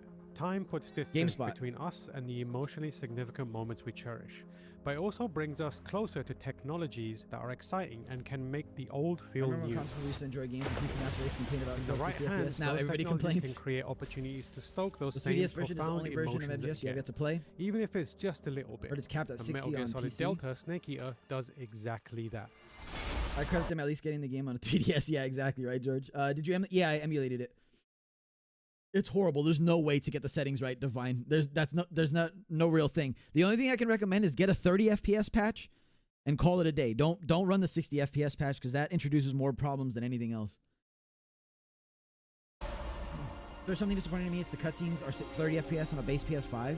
Ooh, yeah, that Before getting into what's new, what can't be overlooked, that's what I have too, Jag, is a base Delta PS5. Such a good game is the fact that Metal Gear Solid 3 Snake Eater remains a compelling, well-told story that has strong characterization and deals with some heavy subject matter. It approaches this with a strange mixture of self-seriousness and complete irreverence that is uniquely Metal Gear Solid. And for my money, balances both parts better than any other entry in the series. The stellar frame rate drops in the original made some of the cutscenes so iconic. Is supported by systems that feed into the fantasy of surviving in the jungle and braving the elements, whether that be hunting for food or patching yourself up after sustaining injuries. Delta replicates it and, in my opinion, is better for it. The excellent work that the original Metal Gear Solid 3 dev team did remains the heart and soul of Delta, and it continues to shine. Ooh, the Visual changes they definitely changed the lighting the heart here. and soul of Delta, and it continues to shine. Visual changes are the most noticeable contributor to elevating Metal Gear Solid 3 for Delta.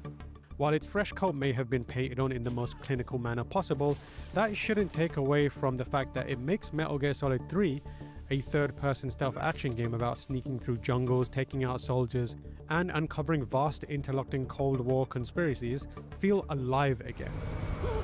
That's good. Good so far. Delta looks absolutely stunning, jaw-dropping at times. In the jungle areas, the environments have the vibrancy and life that you'd expect to come from the naturality of green grass, towering trees, thick mud, decaying bricks, and worn wood. But it never feels artificial, and in fact, feels like it makes good on the Cold War era Soviet Union set vibe in the same way that the original did. I have no doubt that there will be— Watch the Easy Allies impression? Yeah, that's one of the ones that I have queued up. They mentioned something interesting at the beginning about the series overall during the— discussions about the game's visuals looking like a dispassionate implementation of Unreal Engine. Despite the fact that games like Fortnite prove it's a misnomer at this point, Delta at times can look like it has the muted greyish, brownish industrial footprint that people criticize the Unreal Engine for. But upon closer inspection of both individual details and how it all coalesces, it becomes evident that skilled artists with a clear vision and direction have poured time and effort into elevating Delta above that. The Unreal Engine sheen is replaced with touches that come together to give authenticity to the muddy floors, the wet stone walls, and metal rusted looking enough that you worry about Snake getting tetanus. And much of that is reflected on the character models too. Snake's body, whether you're wearing clothes or not, will pick up the dirt and grime of whatever he comes into contact with. Sometimes even foliage in the environment will stick to him. True, yeah. In a similar fashion, damage is accurately represented on his body. Yo, don't get spoiled because we're watching reviews and these motherfuckers have been spoiling everything. They spoiled shit for me. Lead to scars or marks Pete? becoming visible. Pete, did you get your early access or no? Did you get your pre-order in? Oh yeah, never mind. I saw your tweet yesterday. Intuitively, playing the game so that you rarely take damage robs you of the opportunity to see this impressive level of detail though. Every single character in the game looks intricately detailed and, I dare say, lifelike at times. Original Metal Gear Solid 3 director Hideo Kojima's flair for cinematic framing benefits from the new visuals, since there are a number of close-up shots of faces or slow-motion movements to intensify action sequences. If you didn't know this is exactly how it was in the original, you'd think that Konami was doing all this to show off how good the graphics are in Delta. Oh, wow. The character models look vastly improved, and in particular, the lighting is spectacular. The game takes Snake through a variety of different times of day and cycles through different types of weather, and it's genuinely impressive how the terrain is impacted and how the overall atmosphere and feel changes. Stepping out into the open in broad daylight when the sun is bearing down left me feeling exposed and desperate to quickly throw myself into nearby grass or behind a wall to cut off sight lines. Sneaking through a jungle at night, with surroundings illuminated only by moonlight and the threat of soldiers suddenly popping up because of limited visibility, was tense, even though I had a good memory of enemy locations and patrol patterns.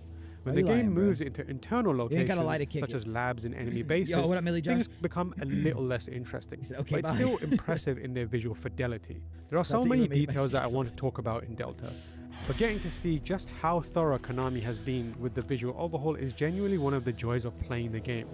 What the limitations of old hardware left to the imagination, the power of modern technology now depicts in glorious detail. A great deal of appreciation for what Delta achieves comes from my intimate familiarity with... You guys want a pro gamer tip if you're worried about frame rate? Equip the night vision goggles and keep them on. That's an old MGO2 trick. MGO2 would dip into like, you know, the like teens for frame rate sometimes, but if you had the night vision goggles equipped, that shit was smooth as butter, bro. Metal Gear Solid 3. Little tip of the pros. I have played the game so many times that every screen of it is burned into my mind. So seeing what I'm so familiar with, but with a level of detail that was simply impossible in the 2000s and by modern standards is best in class, was often very arresting. I'm sure that almost everyone can objectively agree that Delta looks great. But for people like me, the effect of and appreciation for the new visuals goes far beyond. Metal Gear Solid has never looked this good. What's more uniformly appreciable for everyone, however, is the new control scheme and the gameplay tweaks implemented to accommodate them. A big part of modernizing Metal Gear Solid 3 has been switching to smoother movement and aiming. For the former, Konami has implemented animations and transitions that bring the game closer to the fluidity of Metal Gear Solid 5. Instead of jarringly switching from standing to crouching and then crawling, Snake now naturally moves between the different states and can transition while in motion, which makes navigating environments while using obstacles as hiding opportunities frictionless. Similarly, the way Snake moves his body when laying down and aiming is smooth. It's not quite as robust as what you can do in MGS5, and crawling can sometimes still feel a bit unwieldy, but it's much improved. Complementing the freer and more fluid movement is a tighter... What do you guys think? Did they improve this? Oh, look how fucking glowy these these mushrooms are. The Russian glow caps. I think they tweaked something. I don't know if I like how bright this is. This room should be dark, man. Dark, like over here.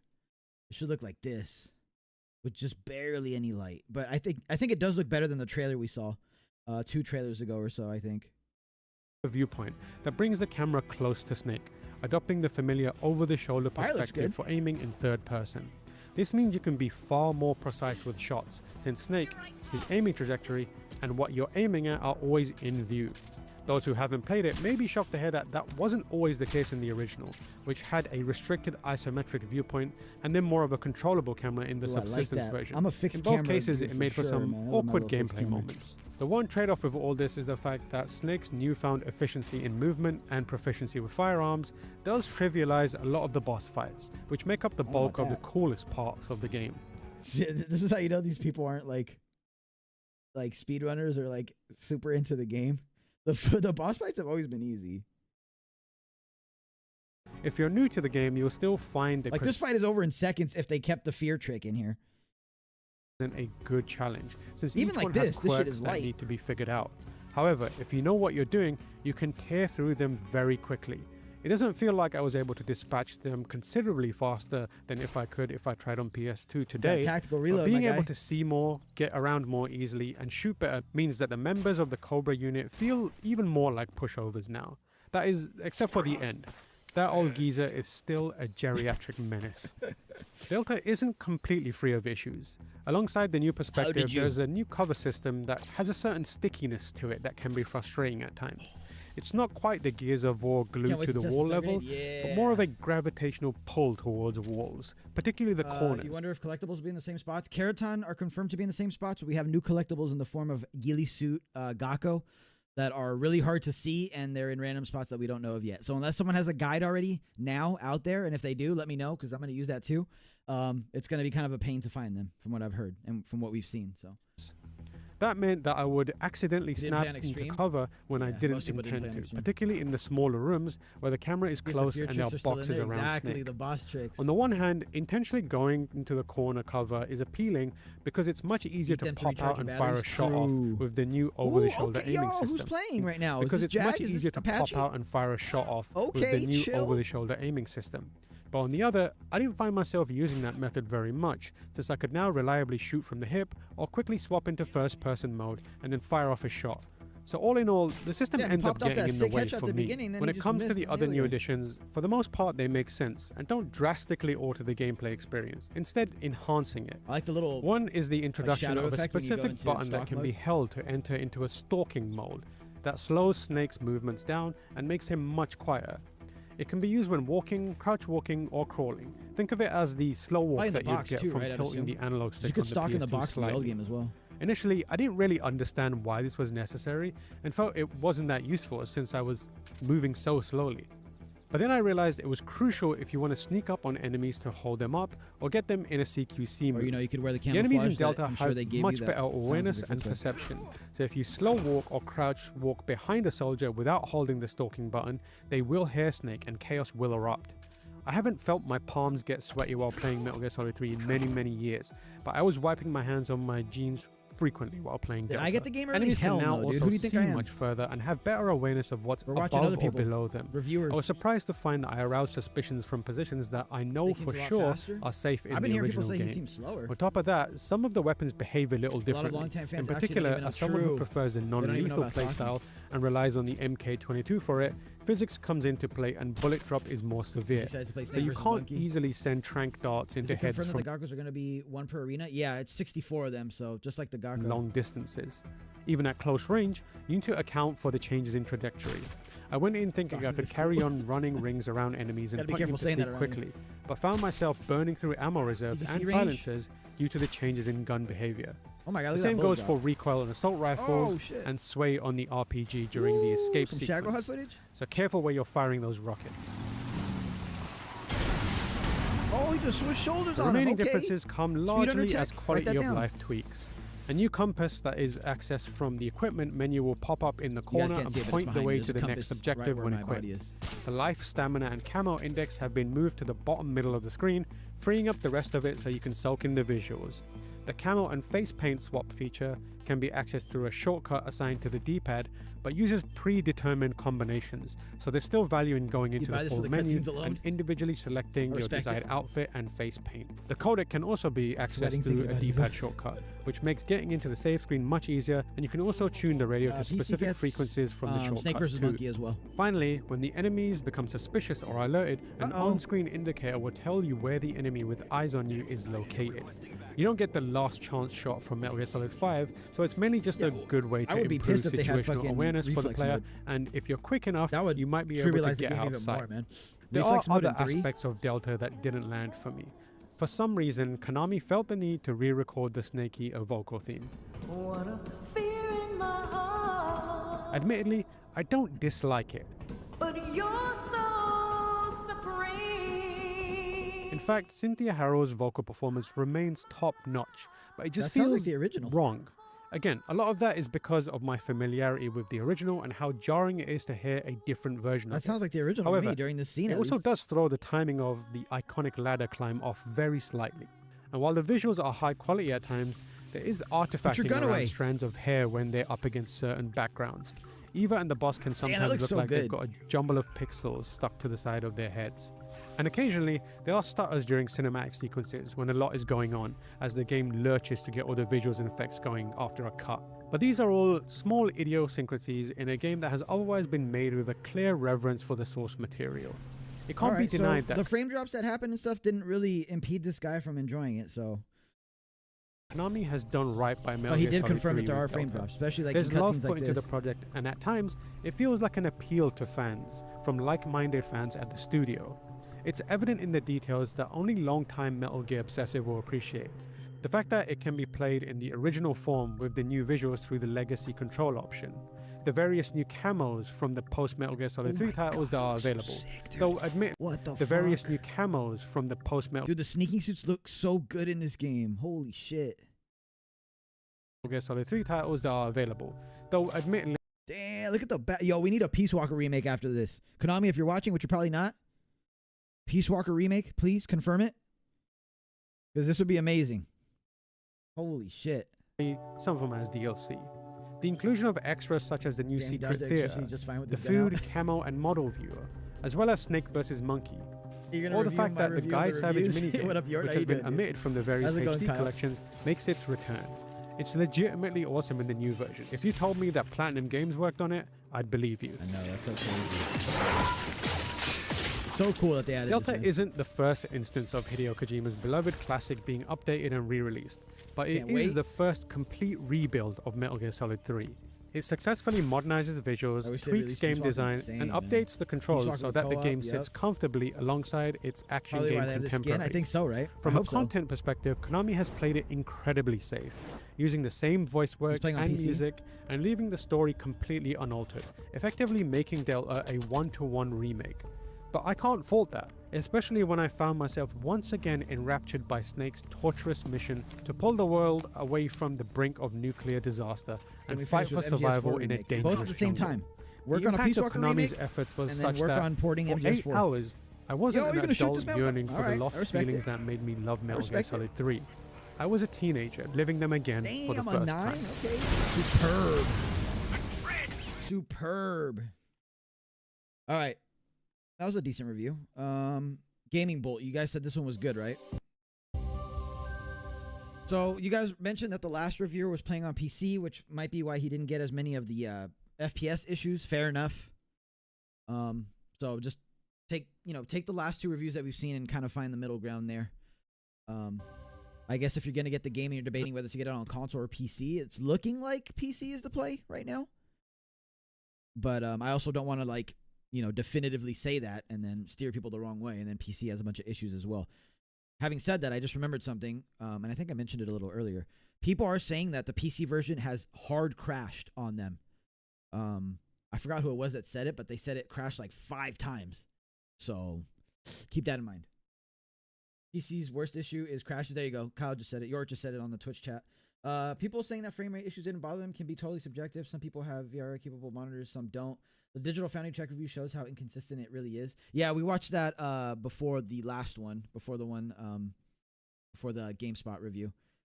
So, yeah, I was telling chat, like, stuff like that, unless it's, like, really bad and, like, really noticeable and really impedes my, the boss fight or my progression of the game, I don't really, like, care too much, personally. Like, if the game dips from 60 to, like, shit, even, like, 48, I don't really I don't care for me unless I can really feel it chugging, you know what I mean? But I understand that some people go into these games expecting they have a certain standard for games nowadays, and if it doesn't meet that standard, I get why they'd be so upset. I just frankly don't care too much unless it's game breaking, you know what I mean? This has been in limbo for almost 10 years. Ever since the Phantom Pain released back in 2015. Yeah, a day one patch would be we don't is count much needed. 2018 Survive, which was Metal Gear in name only. All right, we're already shitting on Survive. I guarantee fallout they didn't with play Kojima, the man behind the saga, and the company's poor reputation among gamers meant the series had to be kept on ice until the team figured out how to take it forward. For many, Metal Gear was dead. But then, something happened. What in happened, 2024, What happened? Konami, in collaboration with Bloober Team, delivered one of the greatest remakes of all time with Silent Hill 2. Okay. Earlier this year saw the release of the much-anticipated Suikoden 1 and 2 Remastered. This game fans and newcomers alike hope that Metal Gear Solid Delta Snake Eater would see a similar outcome. However, unlike Silent Hill 2, which was a drastic remake in the vein of Resident Evil 2, Delta plays it safe, keeping most of the content faithful to the original while adding plenty of quality of life changes. Konami has been clear about this ever since they announced the game 2 years ago, and to be fair, I wouldn't have had it any other way. Okay. With only a few of the original Metal Gear developers still at Konami, doing something drastic like making MGS3 an open-world game with sloppy ideas, something I would have been curious but nervous to see, could have buried the franchise for good. And despite some shortcomings and areas where I would have liked to have seen some improvements, Delta Snake Eater is an excellent remake with enough updates and polish to feel like a love letter to fans. High praise. Snake Eater is the true origin of the series, the very starting point of the long and often complex Metal Gear saga. Sheesh. That's cool. No luck on the battlefield. There's no such thing as luck on the battlefield.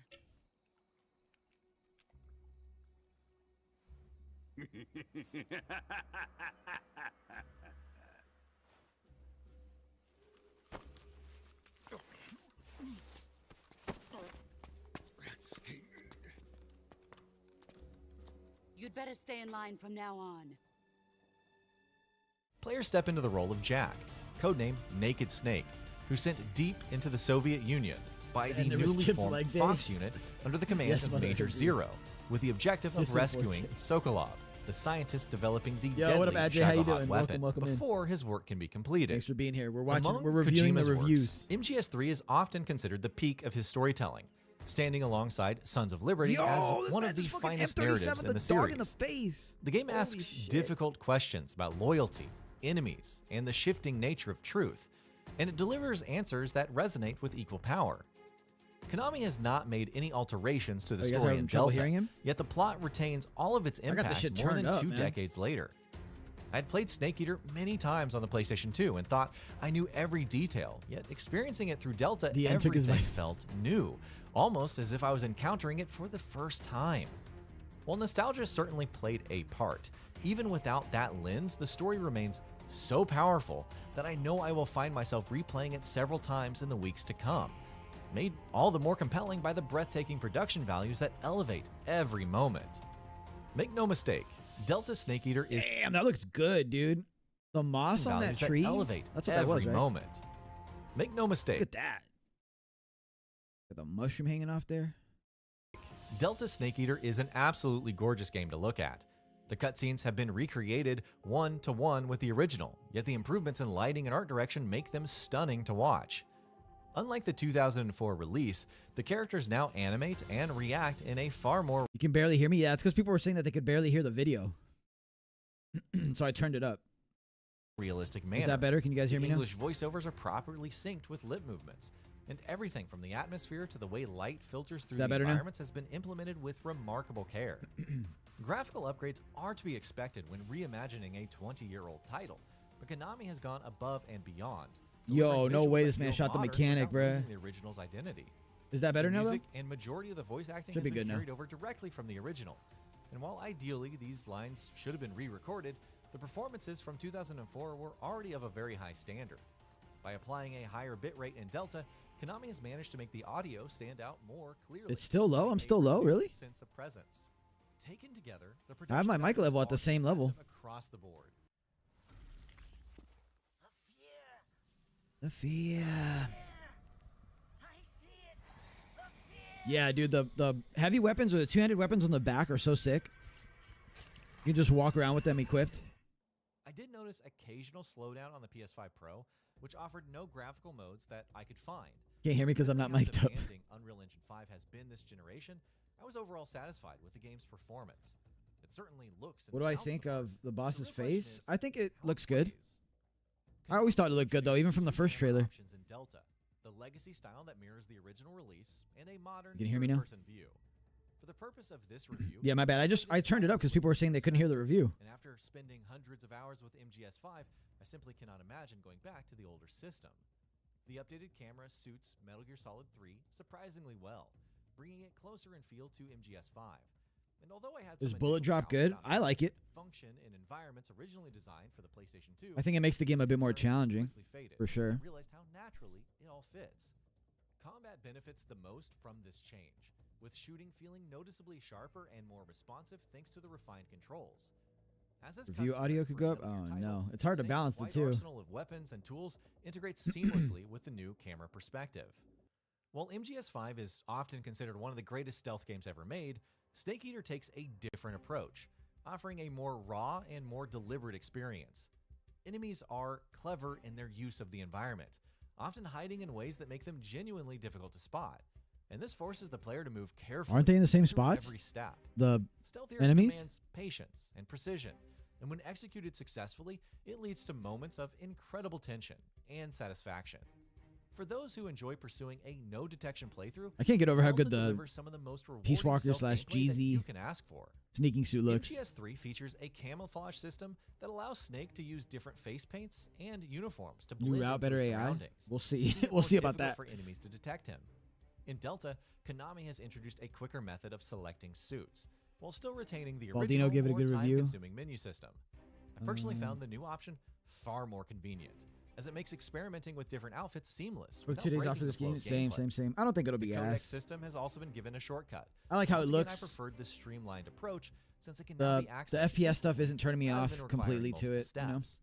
A completely new addition is the compass. And while I appreciate the effort to include it for the sake of newcomers, Compass is I found it useless. I don't know why largely that's in the game. unnecessary I'm because gonna be Snake honest with Eater you. is still a fairly linear game. Exactly. Snake's movement animations have been completely overhauled, giving the game a feel that comes closer to the Phantom Pain. The new CQC moves are Oh, look also at the a little welcome addition, and honestly, poisoned tossing animation. Vulcan That's around cool. with the updated CQC camera never stops being satisfying. One improvement that stood out to me was the behavior of the enemy AI, which feels noticeably sharper than the original. So he did say that the AI Enemies looks better, are or slightly more feels better. aggressive, and they display strategies that make encounters more dynamic. Okay, It that's still does good. not reach the levels of the Phantom Pain's AI, but that would be an unfair The comparison. Phantom Pain's AI is dumb as shit. What is this guy talking about? Limitations on how the AI can be structured. Yet the improvement is clear and appreciated. On the downside, I did encounter some bugs in enemy vision. In one instance, it became frustrating because it completely ruined my stealth approach due to enemies spotting me through walls, which seemed like a collision issue. No, they can see you Hopefully through the problems like this bottom can be of ironed the. out with a patch, They can see you through the but bottom of the in thing, bro. That's always been the was case. irritating. Still, despite Crawling through despite the or crawling vulnerability under storage patch, containers doesn't but make you a invisible. collision issue. Hopefully, problems like this can be ironed through walls, which because it completely ruined my stealth. The guard's approach right here, and he's due to looking at him enemies spotting me crawl. through It walls, didn't see him through a wall. which seemed like a collision issue. Hopefully, problems like this can be The ironed sneaking out suit doesn't give you 100 which fucking. seemed like a collision It's not stealth issue, camo, ruined my stealth approach due to right? Or am I crazy? Look, he already saw him there. He wasn't even crawled all the way through yet. enemies spot- one That instance, was you, buddy boy. That wasn't the frustrating game. because it completely ruined my stealth approach due to enemies spotting me through walls, which seemed like a collision issue. Yeah, I don't know. Hopefully, problems like this. I don't know can be about that ironed one, out Chief. with a I'll be honest patch. with you. But in the moment, it was irritating. Still, despite You the want to rare platinum this? Yeah, I'm technical platinuming it hiccup, night the overall one. I'm going to try it too. I'm going to stay up all systems in night Delta and try to are platinum it. excellent and provide an experience that feels modern while retaining the heart of the original. The cure system You think they remains did the largely skull face? unchanged, I wish they but added Delta skull face. That'd be introduces cool. a new battle damage mechanic Phantom that Pain is a appears terrible to be game? I don't dynamic think it's a based on terrible how game. much It's just not my punishment the favorite. player takes. The more hits Snake absorbs, I was the just more commenting on the scars, fact that he burns, said and like visible marks he carries. put Phantom By Pain's the end of my AI like it was playthrough, like the pinnacle he of the looks series, and it's completely like battered. I It don't is a know. small detail, You can yet beat it half of the adds missions a in that layer game by of just dolphin dive realism. spamming. It reinforces the sense of danger that comes with such a high stakes. Because the game registers it as if you are like crouch walking, but you're not. To the point where the level names displayed on loading screens feels almost pointless. Look at the I giant understand bomb that Konami wanted to review. preserve the original gameplay For sure. logic when transitioning between areas, but with the technology available today, it would have been far better to Kill remove issue. those static transitions What do you think, entirely and replace them with something a what do little I think more of seamless. Death Stranding 2? such I liked as it. I a enjoyed short it. Cinematic. Thought it was a really A good good game. example of this approach can be seen in I think Marvel's Konami has the Spider-Man, capability to where make a fast new travel a good sequences MGS are game. Yeah, cleverly eventually. masked with Not right subway now, but rides. eventually. I found myself wishing for a similar solution here since the black transition screen served no real purpose and ended up Did you know the feeling a boss's little face in out of OG was based place on in an French otherwise really actress? polished presentation. I think so. I think I did that. I don't remember. Are its boss encounters. Makes sense though. He always models them after somebody. I would have liked to have seen some improvements in Delta compared to the original release. Damn, the paint having a fat ass head. Maybe I can actually headshot him for once. Are its boss encounters. And this is one area that head looking fat, dude. Look at this. Sheesh, look at that hitbox. Compared to the original release. Perhaps it's because of my familiarity with the original version. Let me see the tactical reloading. Oh, never mind. You're using the SVD. I was going to say tactical reload that Mosin, but... These fights were originally designed with the older camera system in mind, and with the new third-person perspective, it becomes much easier to track. Why do people say that? Dude, there's a little game... There's a game called Subsistence that added a 3D camera back in 2005. And these boss fights were just as challenging with the 3D camera. And with the new third-person perspective, it becomes much easier to track and hit the bosses, which naturally reduces the challenge. I remember the Twin Snakes suffered from a similar issue. And while it would have been ideal to rebalance these encounters for the updated presentation, the option of raising the difficulty What do you mean updated presentation? It's the Subsistence camera, just better and smoother. Drawback, most of the boss battles remain exciting, memorable, and really satisfying to complete, delivering the same sense of accomplishment that they did 2 decades ago. Delta also comes with a few extra features, including the demo theater where you can rewatch cutscenes. And just like in the original, there are alternate versions of each scene depending on player action. Giant Bomb has the most detailed review. There was some speculation that Konami might include brand new cutscenes. TPP has quite sadly, the that's just notorious not the case. defect, especially with movement you will over. not suddenly see Skullface or XOF making an appearance at the end of the game. MGS5 fans know exactly. It's clear that these reviewers have not played the OG. The Secret Theater. I'm sure some of them have, but maybe they haven't played them in years. Oh, yo, what do we got? Special beam cannon? What did I miss? I turned away and this man Sokolov's doing a special beam cannon, bro. What is happening? The Secret Theater makes it's Secret Theater as well, now offering a handful of yo. Though this time they are unlocked as collectibles. That's hilarious. The familiar Keratin frogs are back, joined by new Gecko collectible no ducks, Scully, no buy. giving completionists plenty to hunt for. All right, DC, no worries, man. Thanks for stopping by, dude. Sokolov Blast. Dragon Ball Sokolov, exactly right. Kojima versus Konami is tough. I don't like how Kojima treated the actors, but Konami is a corporation.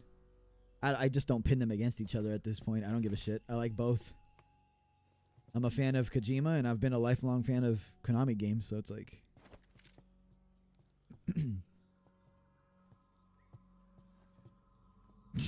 Look at Sokolov, bro. Sokolov is Skullface. Classic unlockables such as stealth camouflage also make a welcome return. However, my personal favorite bonus is the revival of the Savage Guy minigame from the PlayStation 2 Savage version. Guy or Guy Savage? Now completely remade. Man says Savage Guy. It's an absolute blast to play through even after all of these years. Playing on the PS5 Pro, I had access to Snake vs. The 3D Monkey, camera came out from which Subsistence. includes Favorite around MGS boss? levels and serves as a lighthearted Probably the distraction boss from the main story.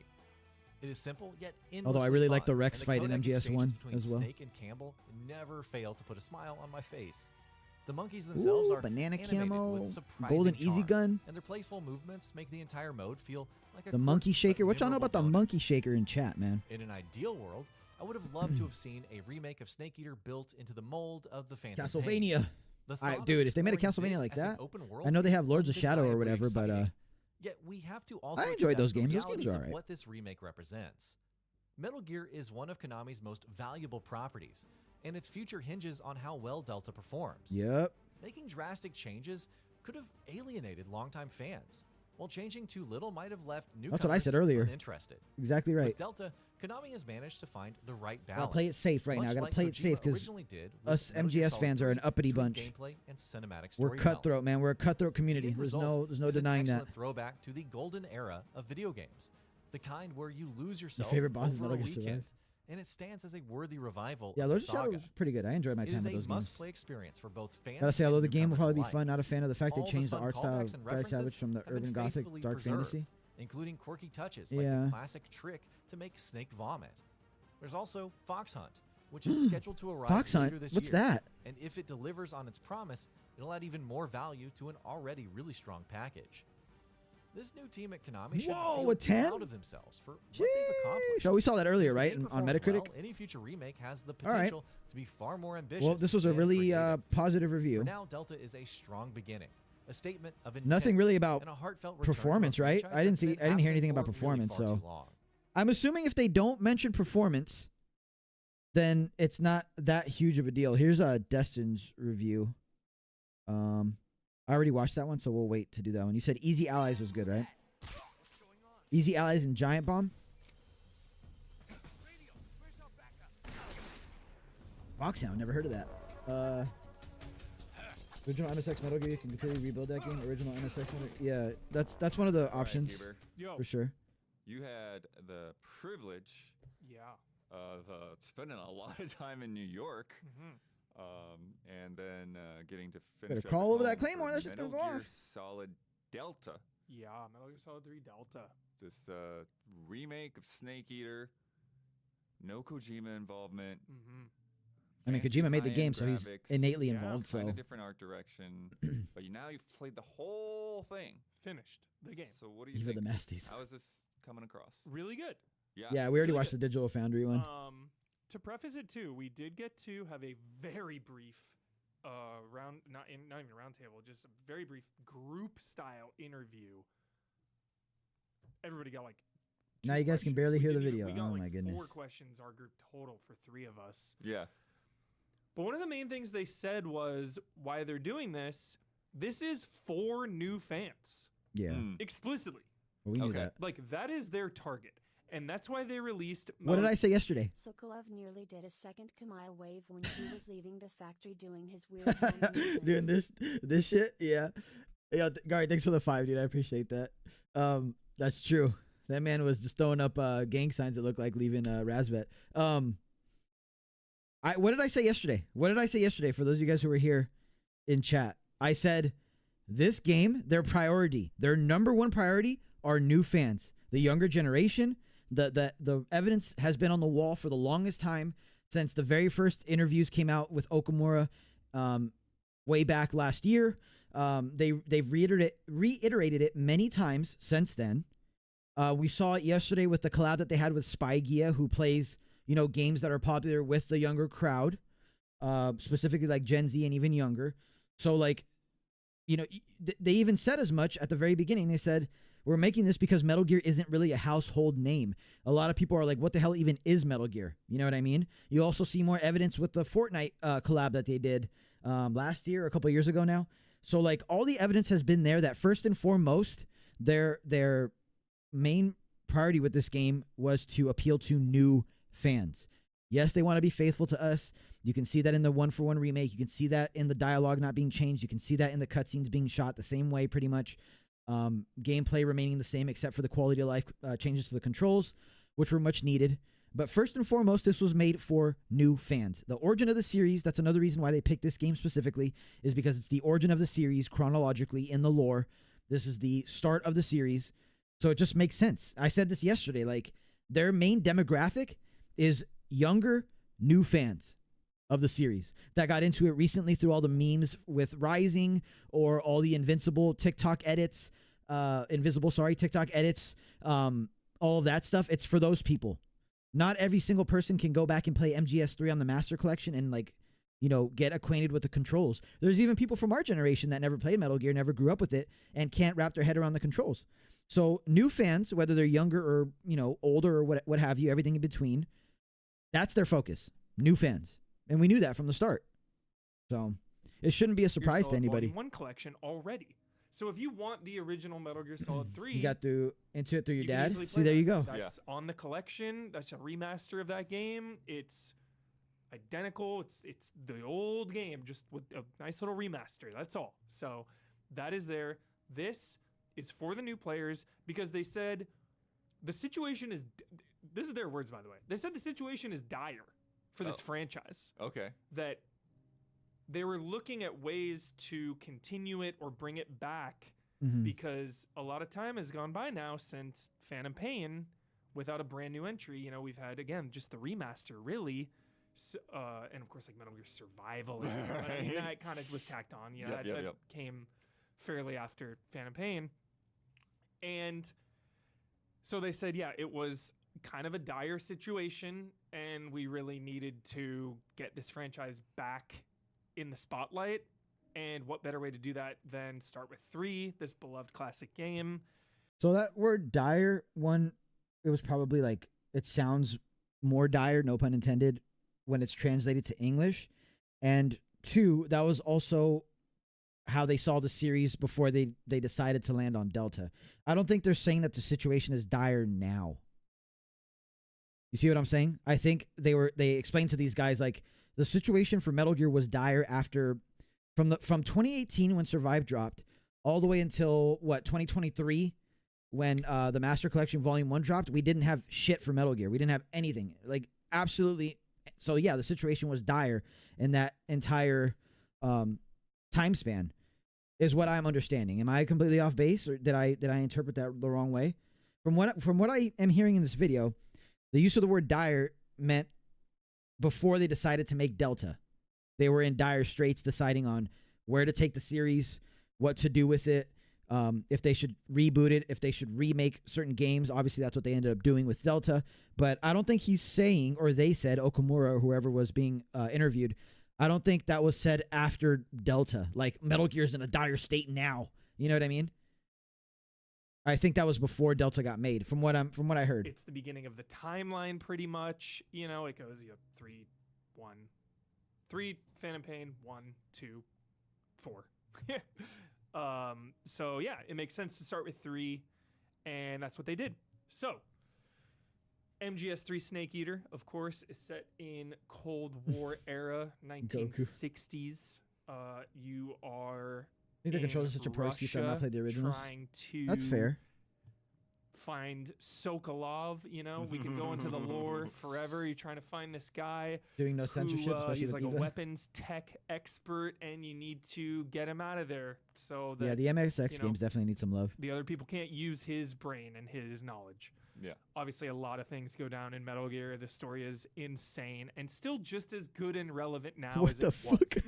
So I would say, you know, this is a game. Oh, you do get a trajectory.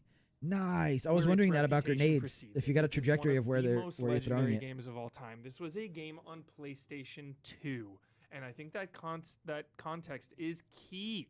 We have come so what up, Aiden? Yeah, game is getting pretty in our storytelling good reviews. abilities in this industry since PlayStation 2.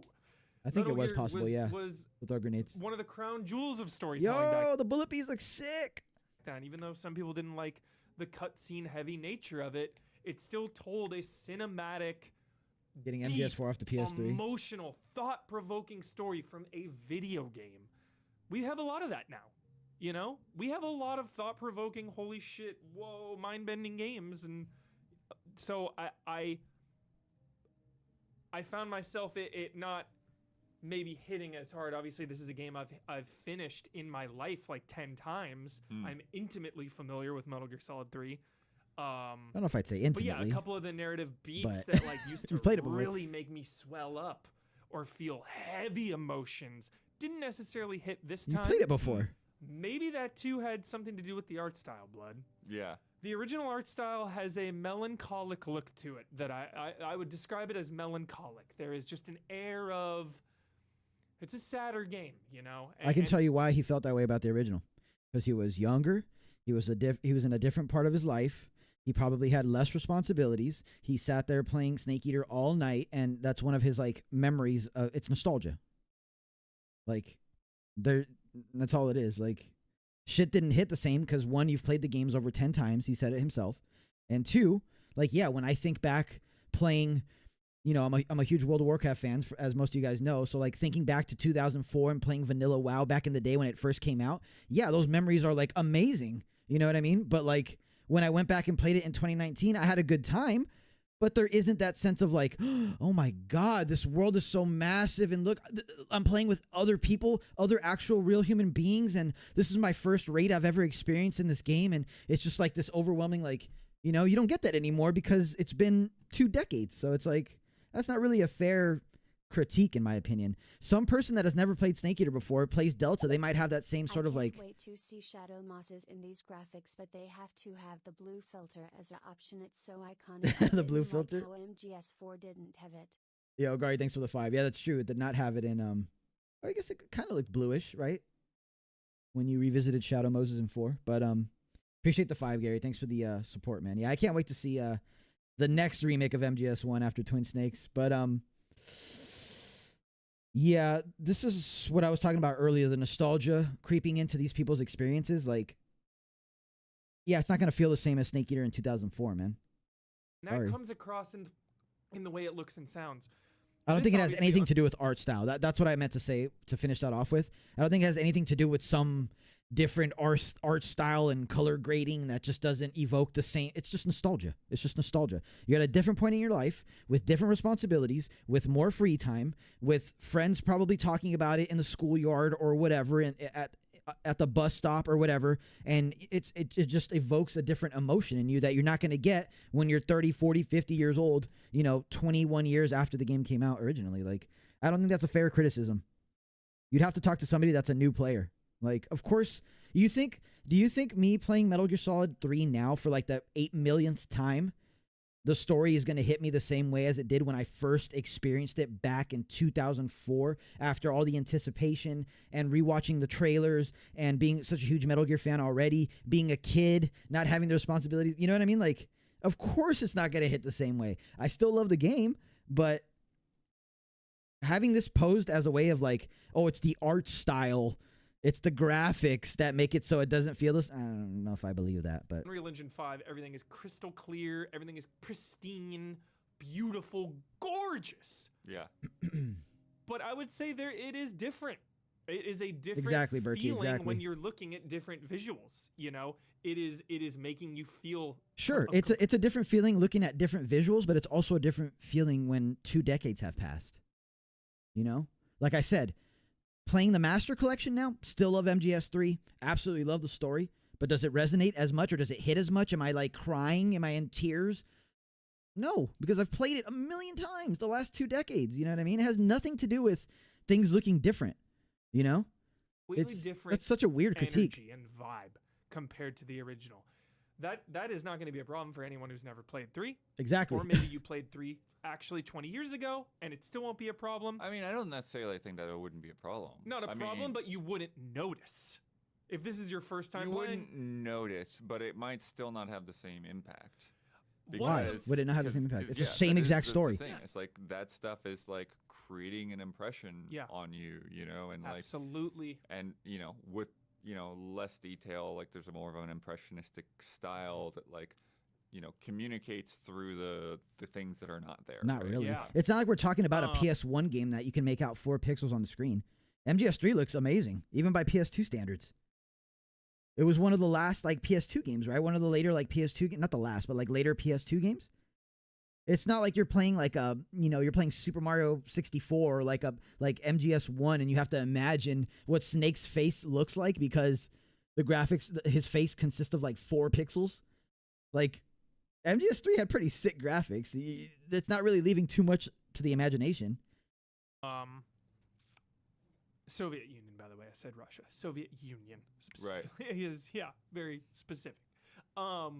Exactly. One of the things, Blood, with the visuals, because all the dialogue is there. Yeah, that's a crazy thing. All the old recordings. Yeah, just like Last of Us Part 1. Very similar comparison here. Last of Us Part 1, same cutscenes, same dialogue, new engine, new visuals, right? Same thing. What's funny though, Blood, again, this is a PS2 game. What's funny is that you're watching it and it looks so beautiful and gorgeous, but then the characters are doing their PS2 animations during these cutscenes. Right. So that has kind of a jarring where people are like, like there's a lot of smooth animations, but like there's some like really wacky, like, oh, this is like PS2 emoting. Like, so there is kind of a weird disconnect there that I was noticing, where it's like, that's just strange, just a little strange looking. Right. But overall, criticisms aside, again, because this is a legendary masterpiece, 1,000 out of 10, one of the best games of all time, easily played it 10 times in my life. So I have a lot of baggage. I've played MGS3 10 times in the last 2 weeks. Perfect. Let me just throw that out there, bro. Jaguar King in chat, I don't know if he's still here, has played MGS3 100 times just in the last 3 weeks, bro. I don't want to hear that you've played it 10 times in your life. Like, that doesn't mean shit to me. Shoulder aiming. It means nothing to me. Free-flowing camera, like they added. This man, Jaguar King, literally played MGS3 100 times in the last 2-3 weeks. Like, you don't have to hedge us and like preface this by saying you've played it 10 times. Like, that doesn't mean shit. The original re-release of 3. Yeah, that's only one I played. Yeah, I caught up to it a couple years later. Yeah. Yeah. Did you even play MGS 3DS, bro? Visuals and the gameplay and everything, even though it's different, it still looks and plays. Let me stop this real quick. I'm not talking shit on these guys. I'm trying to be funny, you know, entertaining while we watch these reviews. I'm sure these guys like their Metal Gear, obviously. If I put any blame on anybody, it's gonna be on Konami for not having a creator program like Capcom does, like Bandai Namco does, like Square Enix does, like every other fucking Japanese company does. Not having a creator program where people like me, like Jag, like Apache, like all these speedrunners, like a lot of you guys in chat that make content, like, you know, MGN, who's has a massive following for Metal Gear, for being such a specific niche on Twitter, has a massive following, for not having a program for us to sign up for and get the game early so we can give you guys a review from someone who has played the game within the last 2 days and plays these games every other week and is really actually intimately familiar with the games and isn't just going off of nostalgia and what they read on Reddit and what everybody else is saying in the video game industry. Because, like, these guys are so unbiased as well. Did you hear him? MGS3, one of the best games of all time, 1,000 out of 10. That's not the way to go into a review. This is Delta. This isn't MGS3. Like, nostalgia aside and shit, like, you got to review it. Like he said it, like it's a new game. You can't go into it like, you know, it's just, I don't know. I thought these were journalists. I thought they were supposed to be unbiased. Like, I don't understand. So nicely.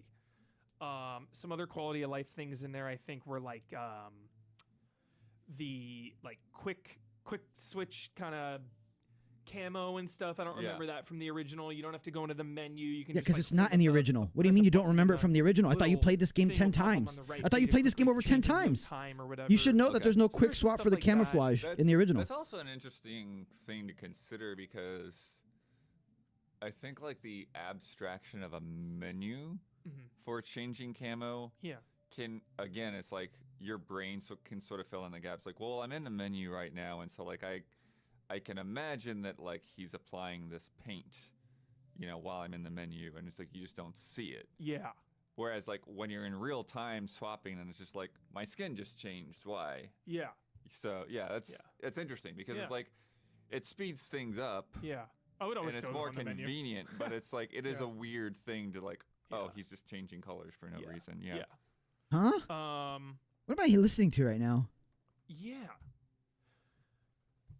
I respect. Like, is he trying to say that the menuing in the old game like slows down the pace and it makes you think about, you know, sure, fair enough, but like, you also don't want to present this game to new players, which we've already established, which they've already established themselves, is the priority, are the priority for Konami here. You don't want to like introduce like 25 different menus and slow down the gameplay even more because it's already an old game as they've established. So it's like, yeah, we're going to have streamlined stuff, and I don't think it takes away from, like, your imagination of, like, are people, I mean, not to be mean, but are people actually sitting here, like, playing Snake Eater, and they're sitting there and they're thinking, like, while I'm in this menu, I can imagine that Naked Snake is changing his camouflage in the harsh jungles of Selenoyarsk slowly, and he's getting the paint out from wherever he got the paint, and he's putting paint on his face, and I'm just imagining that while I have the game paused, and he's doing it slowly, and I need the pause menu so I can imagine that. Like, not to be mean, but is anybody doing that? Like, maybe I'm just a weird dude, but I don't do that when I play games. I have an imagination and everything, sure, fine, I get it. But, like, I'm also not sitting there, like, in the camouflage menu, like, I wonder how Snake would actually look taking off his pants and his BDU and what that looks like when he's putting these new ones on. And, like, I'm not sitting, I want to put Animals camo on, I put it on. That's it. Let's continue playing the game. Maybe I'm weird. I don't know. Maybe I did back in the day, but not now. Like, I'm not worried about what that looks like. I don't know. They restrain themselves. You just pick the camo with the highest number. Again, exactly. PS2 game. Exactly. Some of these environments, small. And then you move, and then you go to the next one, and it loads the next one. You know, you're in these little self-contained I wonder what the snake pocket arenas. That's the structure of the game. You know, you'll go with one. You'll get to the end. You'll go through. What I'm trying to say is the menuing being gone and being quicker doesn't detract from the experience. Is the nice, polite way to say it. Is the PR trained version to say it. Or maybe is it all like all right, not specific. I take it easy, man. Or is there like some focal blur to like make the environments look bigger or anything like that? It blends in really nicely. So Okay, yeah, okay. If Konami had all of you as creators, I wouldn't have waited to get into Metal Gear until now. Nostalgia-based reviews don't help you. I mean, I have nostalgia. I have like biases as well toward the game, but I don't have MGS3 in my head like on a pedestal, idealized like a lot of these journalists, because that's like the industry, like that's what everybody hears, like that's what everybody, you know, is being rebounded in the video game industry is like, well, we can't score this too low because it's fucking Hideo Kojima's masterpiece creation, 1,000 out of 10, most beloved game in the Metal Gear series, most amazing game of all time, top 10 lists for the last, 2 decades. Like, that's the problem. I don't have the game up there. I love MGS3. Like, I love Metal Gear in general, but I play it so fucking often that I don't have it on this, like, pedestal, you know what I mean? Where it's like, if something sucks in Delta, I'll be able to tell you, this shit sucks, man. This shit sucked in the original, and this shit sucks in Delta. Or I could tell you this shit sucks in the original, but it's way better in Delta. Or, it's just the same as the original. They didn't improve it, and it didn't make it worse. It's the same. The game still chugs in Chorny Prude, or the game has higher frame rate in Chorny Prude, or Chorny Prude is even worse than it was in the original game. Stuff like that, you know what I mean? That I think people would benefit from, rather than just glazing the ever-living fuck out of this game and going off of nostalgia from 20 years ago. That's the problem that I'm seeing with all these reviews, is like a lot of these journalists, one, aren't intimately familiar with this game, and two, like if they have played before, they're basing it off of memories that they had 10, 20 years ago. Whereas like I literally just played this shit yesterday, bro. I could tell you exactly what's out of place and what's not working. So like, I'm not saying don't give journalists review copies. I'm absolutely not saying that. But Konami absolutely is behind the times when it comes to giving creators keys and access to their content creation. I was just talking to somebody about this yesterday, where Capcom has a creator program, as a lot of you guys know. They were giving fucking early access review copies of Monster Hunter Wilds to people with like 200 followers on Twitter, just because they were really respected in the community and other bigger creators could vouch for them. That's the way to do it. If someone is intimately familiar with the series, who cares if they have 100 followers, 500, 1,000, 10,000, a million? You know what I mean? Like, Konami absolutely needs a program, so we don't just get this, unless what I'm about to say is their objective, unless what I'm about to say right now is their objective of just having reviewers that, again, are going off of the nostalgia and what all the other review media outlets are saying about the game. It's Snake Eater, so we have to it's Hideo Kojima's masterpiece. It's his magnum opus, so we have to make sure we review it at least an 8 or a 9. Like, unless that's what they wanted, which, fair enough, that's a smart route to take as a video game company to get favorable reviews. And maybe they know people like me, people like Jag, people like all these other people would tear it apart if there was something to tear apart. Maybe that's what they're trying to avoid. And hey, hats off to Konami if that is what they're trying. But so far, every single review I've seen, apart from the more technical review via Digital Foundry, has had like this undertone of like, we can't really say anything too bad because Hideo Kojima's name is still plastered all over this, and he made the original game, and this is a 1-for-1 remake. So if we say anything bad about it, then Konami's never going to invite us to anything ever again, and fans are going to jump down our throat. You know what I mean? Like, there's this weird undertone of like, let's base our reviews off nostalgia. Let's base it off of a game that we played 20 years ago. Let's base it off of what everybody else is saying. What did IGN score it? Oh, what did GameSpot score it at? Like, you know what I mean? Does that make sense? Be running towards something, and all of a sudden it'll do like you and your boy were literally analyzing yeah, exactly, shit like that. Nobody's mentioned tactical reloading. No one's mentioned anything like that. Advanced mechanics, like it's like. Cool. It's very surface level, or it's like grinding fucking into the minutia of the technical aspects of this game.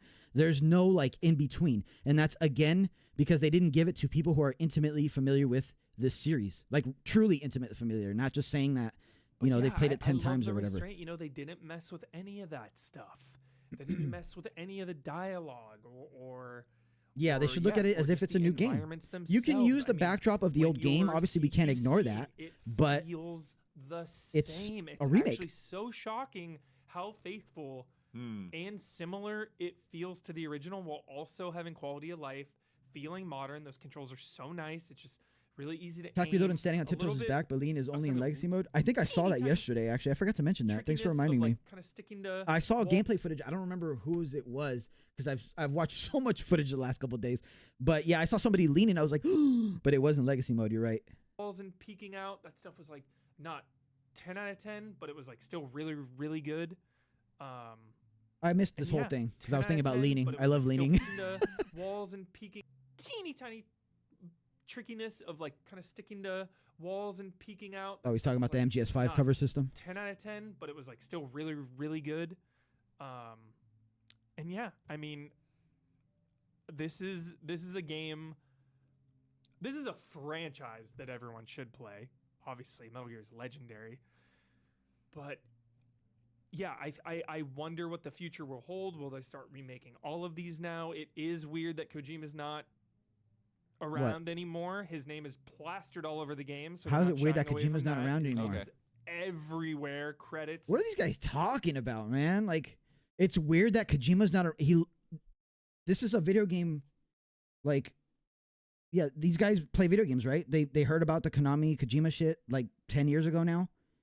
They've kept up with the news, right?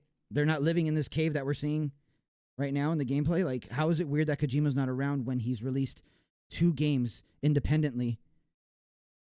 Like the last, everything so many what times. What are you talking about? Opening cinematic, you know? Yeah, it is really weird for them to be thinking about, like, how do we move this franchise forward? Exactly. How? Because, yeah, it is something that was, you know, his brainchild, his team. I truly think it's the most clunky. Like quarter pounder nothing burger. You talk to devs. He also talks about how they do untasteful some fact story parts that are. This guy, oh my god, I roll. Right, you know, like making a video game is the biggest team effort. Yeah, it is such a team, and when a game is, I thought Kojima programmed all these games by himself. What do you mean? Getting 95% of the credit. I will say no game is more one person's game than Metal Gear Solid, like the Metal Gear franchise. Like, okay, that is buddy. So Kojima, it is like all right, dude. His, like you said, brainchild, like sure. writing, producing, directing, like all of that. So it is hard to imagine this franchise without him. So, but I think this was the smartest thing they could possibly do, is remaking this game with the original dialogue. And everything, it just felt great. It felt like, wow, modern quality of life stuff. A lot of checkpoints, autosaves, and just all that stuff was really easy and really intuitive and really good. Autosaves, I don't know if I like that. That's the first I've heard of that. There's autosaves? I haven't played since like Phantom Pain. I did the franchise playthrough before that. Right. Phantom Pain I didn't truly care for because that's a whole nother story for another time because of Konami and him feuding, obviously unfinished game. Oh my god! So I've really fallen off. Yeah, I'm never watching another one of these reviews by these people. It is in dire straits, blood. Holy shit! This is the most normie. This is normie the review. Resident Evil for me. This is the normie review. 3 and 4 both at one point in my life were my favorite games of all Where's time. my Silence Tourist meme? Can somebody make me a Silence Tourist meme? Finally cemented it easily, but for a lot of years since Phantom Pain, I haven't even really thought about this franchise. I haven't even thought about like going back and replaying them all, especially because Kojima parted ways and he's done with the franchise. Oh god, I don't even want to watch the rest of this. Tricky spot, but I do feel like this will appease people who have never played this game before, and I think it'll still be fine with the fanatics out there. You know, if you give it a shot, I don't, you know, like you've heard my thoughts on The Last of Us Part 1 versus the original. Yeah, I'm not even gonna warrant that. Fuck it. I'm not even gonna warrant that with like an explanation. Hepu with like him saying like Metal Gear without Kojima doesn't work. Some of my favorite Metal Gear games, he had like literally no involvement in them. Like literally none. That's just our own biases of in our past, you know, our history of like that. Well, that's the one we started on. We have that emotional first love of it, you know. Where it just, the old one feels right, whereas this one feels different, you know? Right. So I don't think it's going to bother as many people as maybe I thought it would 6 months ago. Okay. Because it is so. Oh, yo, not specific guy. Thanks for the 5, dude. You should see what Jake Baldino at GameRanks says. Yeah, we'll check that out next. This one was rough. This one was like, you know that meme of like that kid who was like holding in a cough in class next to that girl? That's me right now with these guys. Like, this was a tough one to hold my tongue. So, yeah. $70 coming out end of August. MGS3. This was a tough one. This was a toughie to get through. There's also Snake versus Ape Escape, Snake versus Monkeys. Oh, right. I don't know if I'm allowed to. I'm not gonna talk about it. Please don't talk about the mode that we've all played 20 years ago, and there's no fucking that is spoilers. Relevant now. I'm gonna leave it at that. There's a really cool thing in there. I already know what he's talking about. It's a fun mode. You're just in the environments from the main game, and you have a little dart gun. Yeah, exactly. You have to find the apes, and you shoot You watched the whole thing and it was pissing you off? You collect them, and you have a time limit. You have to collect a certain amount. There's something else in those levels. I'm not going to spoil it for you guys, but I've already seen what the something else is, and it's cool, but it's not that amazing. Cool. It's cool, like it's cute. Unfortunately, the Fox Hunt multiplayer mode has been delayed. Nobody's talking about Snake versus Bomber. Seriously, man, no one's playing this shit on Xbox or whatever. And apparently, we just found out there's no cross-play with that. That's a red flag. Hopefully, they can get that going. But as a Metal Gear Online obsessor, oh brother, when MGS4 Online came out, my God, what is with underrated multiplayer modes like Last of Us? Oh, you played MGO2? What's your GP? What's your level? What's your highest animal rank? What's your KD? I don't want to hear that you played MGO2 unless you can provide all those stats for me. What's your GP? What clan were you a part of? Factions, I mean, Last of Us Factions and MGS Online. It's not called MGS Online. It's not called MGS Online. Fox Hunt. It's not called MGS Online. Can have some of those vibes. It's way different. It's like a hide and seek type mode. Yeah. Is the only thing we haven't that really wasn't seen. In the original. No. Wait, I'm missing this. I'm missing this pure gold right now. Is the only thing they have some of those vibes. It's way different. It's like a hide and seek type mode. Is the only thing they've teased. We haven't really seen. That wasn't in the original anyway. Yeah. What are you talking about? So. What are you talking about? What do you mean hide and seek wasn't in the original? What do you mean? It's the most popular mode. It's the most popular mode. It's team sneaking. What do you mean? Huh? These guys should never be allowed. Oh my God. Oh my God. Oh my God. These guys should never be allowed to talk about Metal Gear again. Or at least getting a multiplayer mode down the line. Hopefully it's cool. But thankfully, it's building off of the mechanics from this remake, and the mechanics in here are just rock solid. Everything's so good. And lastly, nothing's been censored or taken out. Like, this is still a controversial, intense story. Controversial? There actually are some things that, like, made me go, like, whoa, that was 2004 or whenever. Wait. How did something make him go, whoa, if he's intimately familiar and has played this game 10 times? There should be no surprises. Can you explain that to me, chat? This dude started the video saying that he's intimately familiar with Metal Gear. But he was surprised at some of the story elements. The controversial story elements. Like, now we're in 2025. Like, this, times change a lot of how we view the world and other people. Yo, what up, Susie? How you doing? Society, Like, we got him busted. A lot has changed, and they have not touched this story. So that's really good. Creators. I mean, there's some stuff that you couldn't really get away with if this was a new game, a new IP in 2025. But knowing the context, which like 99.9% of people know that this is a game from a different fucking decade, a different era of gaming. I'm not excusing the stuff in the game if you find it controversial, but like I don't know. This whole video has been like, I'm gonna have an aneurysm. As well as I'm gonna have a fucking aneurysm from this video. But that's Kojima, like a hard hitting story. Don't crash out. I'm trying not to. Sometimes things are uncomfortable, Yeah. To convey a story, he gets in there. Kojima doesn't hold back. So yeah. Nice. Thank you for checking this out. Also check out some of our Gamescom coverage and some other things that we've got up. I'm gonna do just that. Is there a block button on YouTube? Report. Oh man. What else we got? We got Destin's review. We got these guys. Almost done. Oh God, this has been a fun day. Let me. You guys are saying.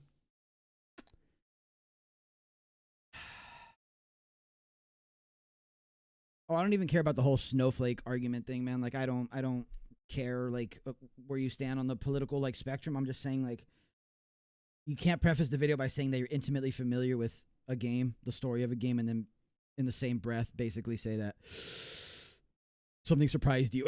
Like, what? All right, remind me, boys and girls in chat. What was the other one? Did you guys say... What was the other one I need to watch? Let me scroll up in chat here. Was it Gameranks? Was it something else? Oh, Jake Baldino. Let's see. Is it a video or is it we gotta watch it?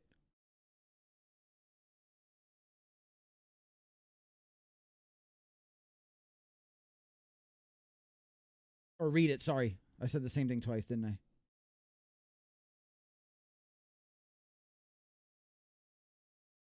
Or is that the Game Informer review? I'm confusion. Okay, I'm back. Where's Guy Savage made cry? Bro was lying. We just put a trigger warning for the Softies. What do you think about when they said at the beginning regarding the what? Series situation? Oh, I talked about that earlier, Jag. I was saying that when they mentioned that the series was dire, I think they meant pre-Delta, when they were still thinking about what to do in that time period between Survive and when we got the Master Collection Volume 1. I think when they used that word dire, first of all, it could have been a mistranslation, or it could sound a bit more harsh translated into English from Japanese or vice versa. But I also think if they did mean it in that sort of like intensity, that they meant that the series was in dire straits between that era. I think once they had it in their minds that they were going to remake MGS3 and that was the direction they were going to take it, I don't think they have that same feeling of the series being, you know, in a dire state. I think they used that pre-Delta to describe how they felt before they decided on the direction that, you know, we now know to be Delta. So I don't think it's that. I don't think they're saying that the series is like, you know, oh shit, like we're screwed, basically. I don't think that's the case, but maybe I misunderstood. All right, Gamer Ranks. Jake is part of. All right, cool. What time is it? I gotta go pretty soon here, but we'll check this out.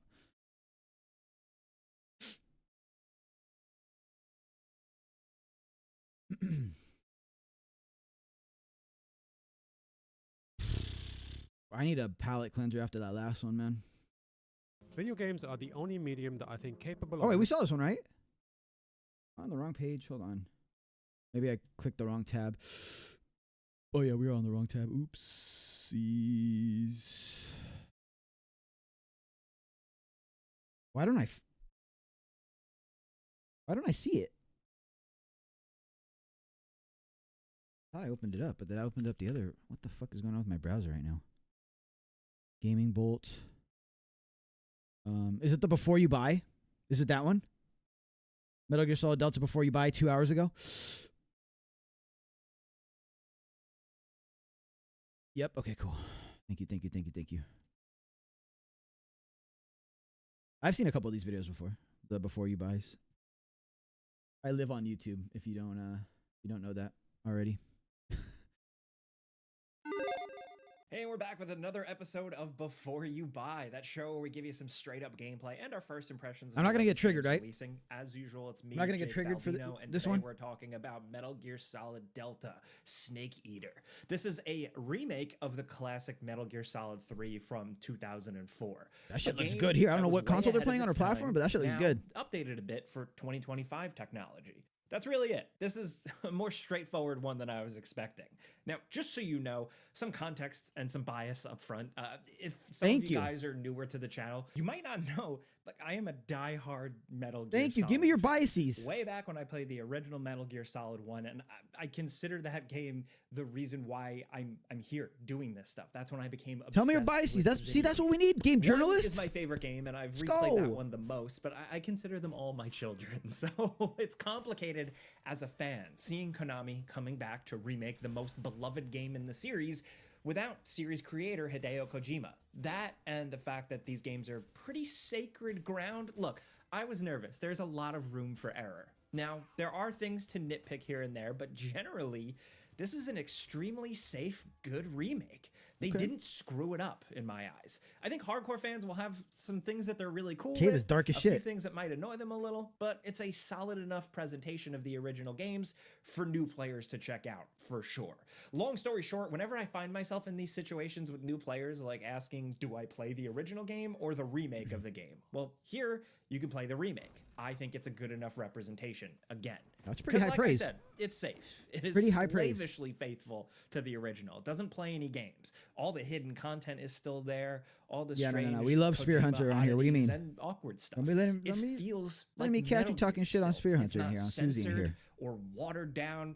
It's just the original game with control tweaks and a new coat of paint. Now, let's talk about that new coat of paint first.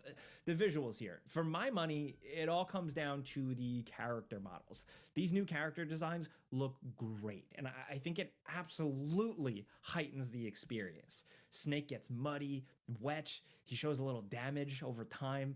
Guard enemies actually kind of look like real soldiers. I don't know, I saw somebody mentioned your name or realistic. something, and I was Camouflage like, outfits don't be letting me show catch way more detail any Susie and look better disrespecting than just here. like a texture swap. Metal Gear Solid 3's original art style, like props to them, it held up well. Damn, look at those characters are actually engravings. still incredibly expressive for the time. But now, the better lighting and more realistic textures and faces just enhances some already great performances by the voice actors, the animators, look at those and all engravings, the man. original Crazy. work put in by those original developers. And it's still all the same voice performances, the same cutscene direction, the same shots, which really tells you just how ahead of its time this game originally was. Now it just has That's a all right. nice We all have Unreal different Engine takes. 5 sheen on it. Now it That looks is, like $1,000,000. Every so often, the old game that is a underneath point will of view. show in like an awkward pose or expression, but at this point, I don't know. I think Just that's please part of be the charm. respectful. That's all Look, I the ask. game is preserved. Seeing those characters now in such high fidelity, especially Snake, the boss, and shit. Vulcan as There he is. standouts. Look, it's been a hell That's of the a mask, trip though. for That's me the to mask. experience the story I've experienced The mask looks 100 better times before in this lighting but and with this angle characters looking than in more just in the menu. They're realistic, but still stylized, most importantly. Outfits still look like cool costumes. Snake's bandana cartoonishly furrows along with his brow like Batman's mask. All of it just really works and is fun to watch on screen again. Now, graphics-wise, this was all captured running on a review copy I've been playing on PS5 Pro. Okay, And so this is pro it's not footage. perfect. It's not a locked 60 frames per second. Sometimes it slows down a little bit, but nothing too bad. I just was hoping for like a redo of an old game that would end up being rock solid frame rate wise. But otherwise, it still looks nice and sharp. And also, in terms of color palette, you can choose all these different filters. He sucked that the are shit kinda out that silly, dude. but there is one Oh, important shit. one. A good I gotta one. see that again. Hold on. Legacy I need to mode, laugh after that last review. Filters that are kind of sharp. And also, in terms of color palette, you can Boom! choose all these Yo, different that fucking filters that are jab, kinda dude. silly, but there is Jesus. one important one. Thing's good got a one, nasty Legacy right, mode man. filter, which I ended up using for quite a bit of the game and was shocked to see just how much it made it look more like how I remembered color-wise. Look, the new creative choices color-wise are fine, but I like the legacy filter. A lot of the stuff like that, but that's just personal preference. It's up to you, but definitely check it out in the settings. Slander Otherwise, is in terms of punishable by visuals, death, exactly. environments are a bit more 50-50 for me because it's such a tight remake. Level design and layout remains the same, and that's cool. Environment design and graphics There's Chorny do Prude. make a strong first impression. How are we looking? Dense 10 FPS? foliage, high quality grass and these jungles everywhere, tons of trees with sunlight streaming through the branches with enhanced lighting. Let's see the Got a croc cap. You wow see it over there in the factor for old distance? fans, and it just looks Croc cap good over here. for Gakko new camo over fans. here. But as the game Keraton down progresses, here. it feels like some of that nice sheen and attention to detail wears off a bit in spots. Interiors and more Warehouse industrialized interior. looking Oh, areas this are area looks upgraded cool, from dude. a technical standpoint, but don't really look as remarkable. I think that looks Groznyj great. Graniny Gorky Lab, Ooh, like places fucking. that felt cold and industrial and barren in the original still feel pretty barren here. So look, I guess true to form, but just not very exciting looking. Like they don't really flex the new graphics. It's here in sections that I actually felt more like I was just playing the original again. I don't know if that's like a deal breaker or just how good of a job they did remaking it, but it's just my personal experience. Now, gameplay wise, it is very cool to play through this in this new updated fashion. It's tough to break that muscle memory for old fans, but gameplay. That's what I've been feels hearing. The controls are out of Snake whack. is less clunky, less jerky, less stiff. Movement is smoother overall, and you'll notice it a ton when you do like a seamless run to crawl. It's smooth and it never gets old. They really did I don't know shit about Resident Evil, so you guys are speaking a different language in chat right now. You can still dive roll to a crawl, and that's good. Grabbing enemies with CQC feels much less awkward, and you're not going to accidentally like choke slam it. I've seen the movies. The ground as much. I like how they did this. My only issue here is that the cover system isn't that good. It's one of those cheap feeling cover systems where you walk up to it and you hope that Snake locks. Damn, that's doing a lot of damage to Ocelot, bro. What the fuck? You walk up to it and you hope that Snake locks into it like you intended. It's not like an instant push snap to the wall as like the old games. And I think it feels weaker and less reliable here. You only use it so often, but yeah. Aiming in third person looks and feels pretty good, but you're going to need to get used to way more bullet drop aiming. Jesus Christ. That's Switching such bad bullet drop. First person is still preferred, like in the OG. Yeah. And Ground movement in Zeroes. first person is really good now. Crouching into tall grass doesn't trigger first person. You gotta play automatically Resident Evil. now. It's so good. They It look uses cool. this up close camera For sure. angle, I've always Snake been in the interested. I grass just that never I found kind really of played the awkward and series. weird, just a bad angle, so I switched to first person right away. Some of the changes that seemed like they were going to be bigger on the surface that I was worried would like change the flow of the game didn't really. Like being able to equip your camouflage on the fly, like while you're in game and not going to a menu. It didn't really make as much of a difference. He definitely got zapped by that fence, bro. He cut that shit right at the exact moment. He definitely got zapped by that fence. On the fly, like while you're in game and not going to a menu. It didn't really make as much of a difference as I thought it would. It's just a nice little cleanup. Also, the healing. Hold on. Grenade camo. As I thought it would. But it's just a nice little cleanup. Also, the healing menu and Yo, they brought back grenade camo the same way. Infinite grenades. Yo, little pro tip for you guys. If you're doing your Foxhound run, this is the grenade that you want to pick at the beginning. 100%. 100%. Easily the best choice. If you have the DLC camouflage from the Tactical Day 1 edition or from the Deluxe edition, this is the camouflage you want to choose. 100%. Take it from me. Eating food is still pretty clunky. It's still very menu heavy, and while that's something that I think they could have tried to all tweak grenades, more, infinite clean every up grenade. more, I think it would have kind of changed the feel of the game, the original game. Ooh, that looks so sick. Like I said, they seem pretty committed to keeping the feel mostly the same. So He looks like he's in the damn how this ended up. construct in the Matrix. Stuff, like the muscle memory I mentioned, can be tweaked in the control settings. When you start the game, there's the option of 2 control modes with custom mappings if you need, which I certainly did because I could not get used to the. Oh, I'll definitely hit you up, Susie, because I am, like I said, I've seen the Mila Jovovich movies, and that's my Resident Evil experience. The modern remake. I actually owe those movies a lot. Like I know it's like probably like blasphemy, saying that I enjoy those movies, but those movies absolutely influenced my taste in music as a young impressionable, as young impressionable stealth back in the day, absolutely influenced my musical taste. But I know now why Resident Evil fans hate the movies. Like I am privy to that, but since I've never played the games, I've played one Resident Evil game, and it was the remake of Resident Evil 1, I believe, on the DS, Resident Evil DS. It was called Deadly Silence, I think. Played through that, didn't finish it because I don't like puzzles, but I enjoyed my time with it. It scared the shit out of me. Your Solid 3 camera angles. And that's my experience with Resident Evil. The movies and Deadly Silence. Which, even as a purist, are tough to go back to. I really liked what Subsistence did back in the day with changing this. But okay, anyway. my man has played Subsistence. Let's go, Jake Baldino. Let's go. Who is this guy? I got to follow him on social media. The updates in controls and stuff, they do make it an easier game. Stealth is still tricky, but I was able to cakewalk quite a few bosses.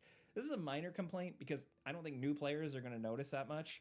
And my small issues with the controls aside, I think they overall make it a better feeling. Jake, you got to pace yourself with those bees. They both attack at the same time. It just feels a bit less stiff and jerky, and that makes a hell of a difference. Now, this game, it's worth playing for the story. What in God's name was that flew off of Ocelot? Now, this game, it's worth playing. Was that for the our story, bullet, our dart ricocheting? A hell of a difference. Watch up here. Does he hit the rock and then it ricochets up? This game, it's worth playing for the story. Man. That's actually so cool. A hell of a difference. Now, this game, it's worth playing for the story, man. There's a reason why I love these characters. Why yeah, I Jake seems love like he knows his world. shit, Metal man. Gear Solid 3 is a big part of that. While yes, it's a crazy, zany, Kojima-esque Cold War spy story with twists, turns, double crosses, and you're right, Solid Snake. He's wearing the grenade camo in the Bomberman footage. Huh? Heart to it, relationships, he hit the rock, yeah, betrayal. It has a lot to say, and it doesn't tiptoe around it. It does it. It's not like a lot of other games where they allude to things or you can kind of read into things. Metal Gear Solid 3 wears its heart on its sleeve, and that's what I've really always loved about it. And I love that all of that is preserved, even very long codec conversations. Resident Evil puzzles are piss easy. Come on, Stealth. I think might scare some new dude, players I know. away, or like people are going to skip dialogue. But I don't even like the puzzles in Silent Hill, Look, but I know some people don't want to sit. And like I said, Konami fanboy, so I suffered through those. Really I enjoy Silent Hill 1 through 4. 4 is actually my favorite.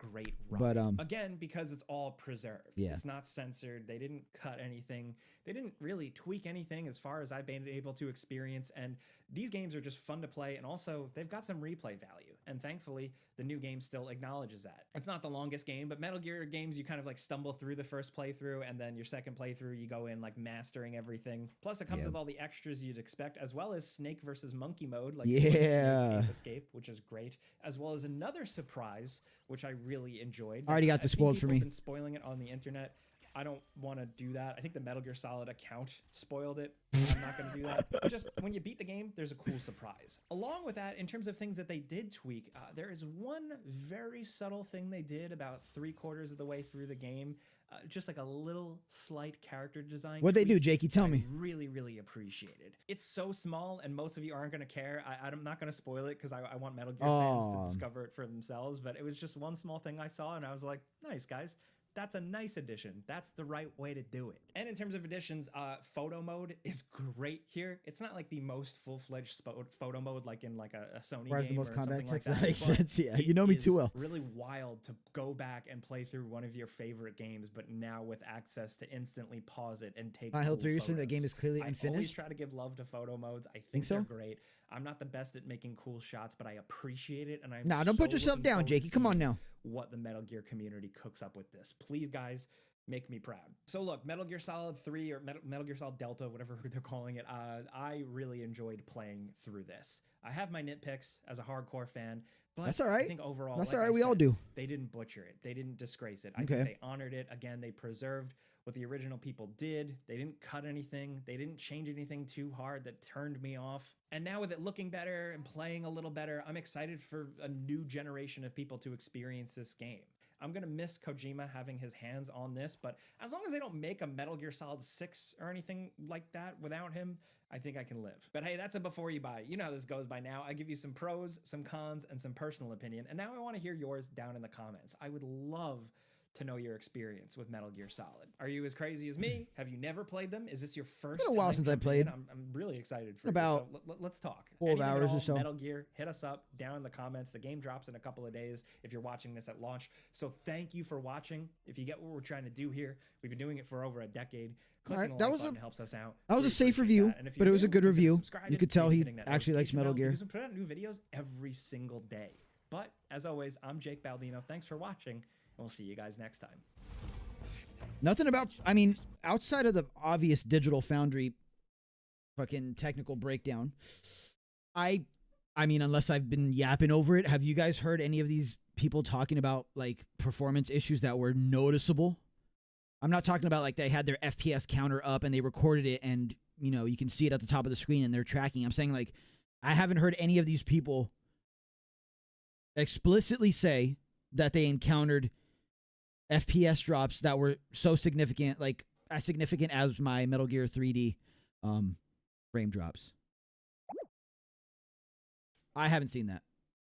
Yo, Tim, thanks for the 2, dude. Do you think I can get Foxhound in 4 days on OG? Absolutely, man. Foxhound rank? Hell yeah, dude. Watch my guide at youtube.com/app at perfect stuff. Yeah, use my guide, dude. Use my guide. That's helped a lot of people. That's helped a lot of people get it in on the OG for sure, man.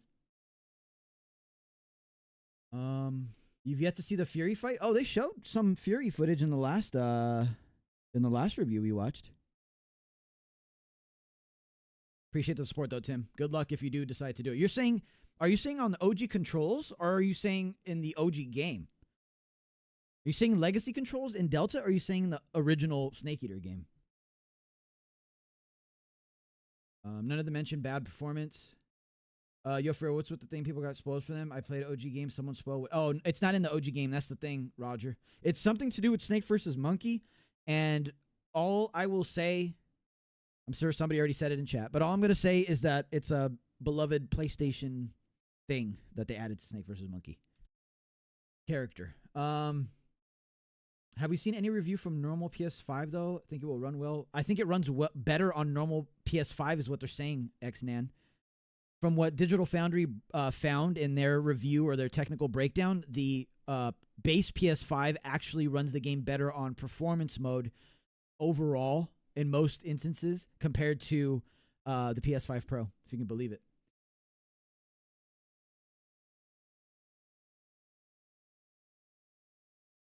Also, I haven't heard any breakdowns or deep dives about performance exclusively in Legacy mode. True, Jack. Yeah, I remember you mentioned that earlier. Yeah, I haven't seen it either.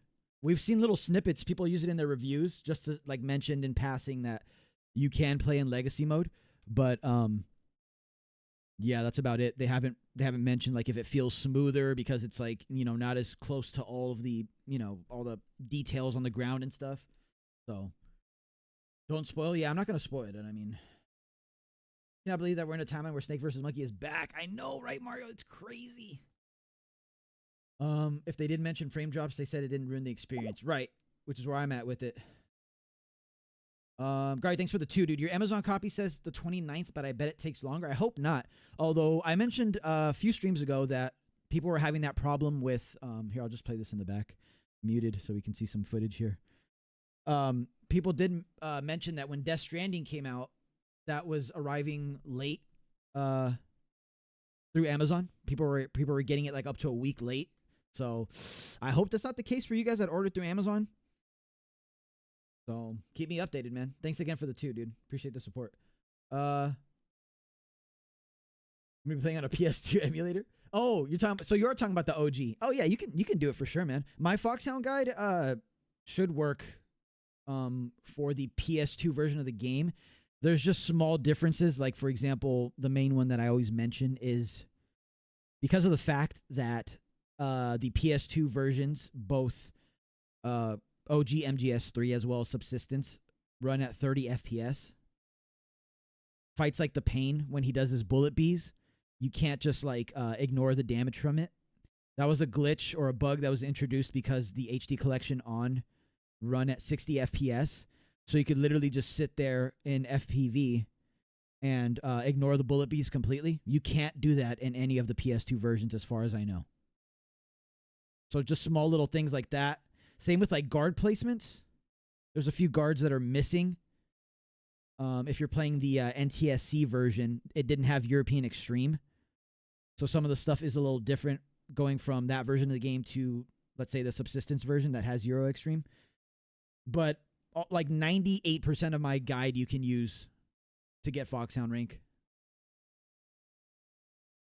You want to see my guide on New Game? I mean, I have different strategies for New Game and New Game Plus in my Foxhound guide, so. Originally said the 30th, but it's changed to 29th. Oh, so I mean, it's good at least. I hope you get it on the 28th, though. That's obviously the best case scenario. Having Platinum on the Guy Salvage mode is crazy. It looks like, yeah, dude, doesn't it look insane? I can't wait to play that. Watch Giant Bomb. All right, yeah, I'll watch one more. I'll watch Giant Bombs right now, and then I unfortunately have to go. I wish we could sit here watching these all day, but do they have a review or do they have a quick look? I see a quick look by Giant Bomb, but that shit's like 45 minutes long. Let me see. Yeah, all I'm seeing is a quick look at Snake Eater. Is that the one you guys are talking about?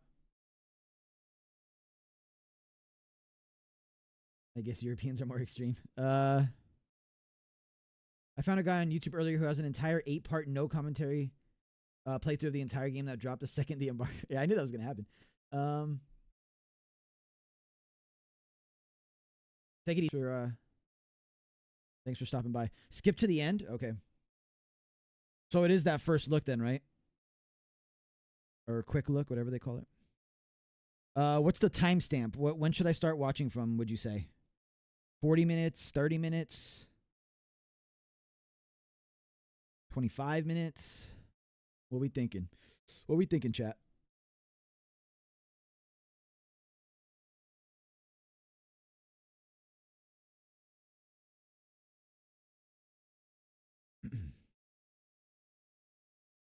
They show new stuff.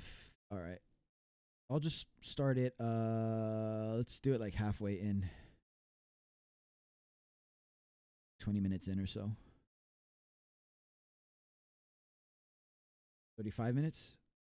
We'll start here. We can watch this from here on. No court in the land. Yeah. Right. So where's he at? Is he in the cave or no? He's in the crest in the Journey mountaintops. From what I saw there, I think. Look at this Phantom Pain stuff going on here. Look, Yeah, It is nice. Yeah. It's nice having it. Yeah. God, I love this game so much. Yeah, Oh, I got is white this phosphorus grenades. That's stealth, right? WP. Is this your favorite one? No. Those Stealth and WP grenades. I don't know about that. I've played Spec Ops: The Line. You would know then. Yeah. You're in Greece. You ordered the deluxe your steelbook favorite Metal edition Gear, Dan? from a store in Romania and expected. You Oh know, my you can ask God. me any day, and it could be a different answer. That's a little late. I do think this is probably the most complete Metal Gear package. I play games and Definitely not the worry best too much about first one for graphics. anyone to play. Yeah, I'm old. But as just a story, it just the fact I'm that it old, doesn't so graphics rely don't on really a affect me ton too of much. very specific weird knowledge makes it. My It's favorite good. thing He about Thanos these stories snapped that is you have snake. These crazy people, like a man who can shoot lightning. 2 minutes in? and a Damn, guy I who can't can- watch this whole thing though. From but 2 minutes in. also You have like Gorbachev. Let's Just see. a silly dumbass because. Okay, so here's what I'm gonna do. Ooh, they have staggered saves, am nice. Just a silly dumbass because I thought that I would make a save. I made all these saves I made at the event I did in New York City. But you know they cloud saved. You guys are ping ponging me, bro. Go to the end. Go 2 minutes in. Go near the end. Right before the fight with the end. Oh which, my God. If you know, is one of the most famous boss fights of all time. Grub, what do you know about the fight with the end? I know it's one of the most famous boss fights. What's your of all YouTube time. I channel? heard that somewhere This is Giant Giant Bomb. Do you know anything about what it is or anything, or what can happen? Giant Bomb. I mean, I might have heard it before, but I can never link you seen guys. anything. It's the famous sniper fight from the game. Maybe you've heard of Sure. that. Okay. Yeah. Okay. I've heard of that before. Yes. Absolutely. All right, so Grub, what you need to know is that I made this save as I walked into the area to fight the end, and I specifically made a save here because it's like, ooh, it'd be good to be able to go back. So they're showing to the fight saves with here. the Is there end anything else? anytime. So let's go ahead and load up. Cool to see that though. The save that I Have made numbered to saves. do that See, fight with save the end 9, save 8, anytime. save 7. So let's yeah. go ahead and So you know how load many up saves you're at the exactly save for that I Foxhound. made. Ooh. You're looking very sexy. Thank you. This fucking guy, man. Oh right. Oh, he died of old age? How does that work? Mike, I think you see what's going on here. What's going on? That's hilarious. I mean, I kind of expected them to keep that in the game, several but weeks ago that I made this save. Now it's this old man. He's very old, Jeff. He is so that's so old. funny. He made the save at the event, Okay. and so much time has passed that yo, that's actually funny. This was in the original game. It yeah, was. if you save during this fight and just come back much later, he dies 2 of weeks. old age. Yes. Wow. If you come back any sooner than that, Snake actually gets sent back to That's the incredible. cell. So you weren't even thinking that. You just did. That's the so thing. funny, You think, yeah, it'd actually. be good to come back here. That it just happened organically like that. He forgot about that. I was like, oh my god. Because this is also one of the best boss Animals just turned to dust like Avengers Infinity War. I remember the IGN review being like, it's one of the best boss fights ever. It can take an hour, or this can happen. That's too funny. 3 is yours. Now, I did have a All big right, question let's about this fight. I haven't gotten here keep going yet. here. 30 minutes in. PS5 Pro. Snake versus Monkey. there is Okay, not an option. I'm down from Snake versus Monkey. I'll leave that at that. Grub, your choice. Prologue. Hold on. There's a new stage. Yes. Oh no, that's I'll just leave the that at that. new rewards. Banana Cap Gold secret reward. Yo, we get new rewards for this shit. So no monkey mask? No, don't tell me the monkey mask is gone. Don't tell me the monkey mask is gone. Oh, that just ruined my day, man. Grub, your choice. All right, let me see here. I was trying to look up to see what the whole pants thing was. Let's go with. They Cape took away the monkey Fear. mask. That's Fear a it reference is. to Cape Fear. That's right. 21 monkeys slapping their ass. I know. I want to see some Snake versus Bomberman. I love these guys. It's just wild how much we've been able to play Ape Escape and games that aren't Ape Escape. Yes. Yeah. Yes. Yeah, I've had a nickel. They I made have an two. Ape Escape It's Metal weird Gear. it happened twice. There's a monkey Metal Gear. Wow. Stand upon my works, ye mighty, and despair. Oh, and he does the like liquid snake, like He's got an eye patch on his banana weird eye. camo. Oh, spoiler. I like recorded a bunch of fun Early impressions are looking pretty positive overall. Karibo, welcome by the way, dude.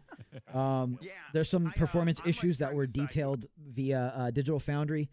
If you can believe it, the base PS5 overall, I'm generalizing, but overall plays it and runs it better in performance mode than the PS5 Pro, if you can believe that. It seems right now, if you have a decent PC build, PC is probably the way to go from what we've been hearing and what we've been seeing from these reviewers.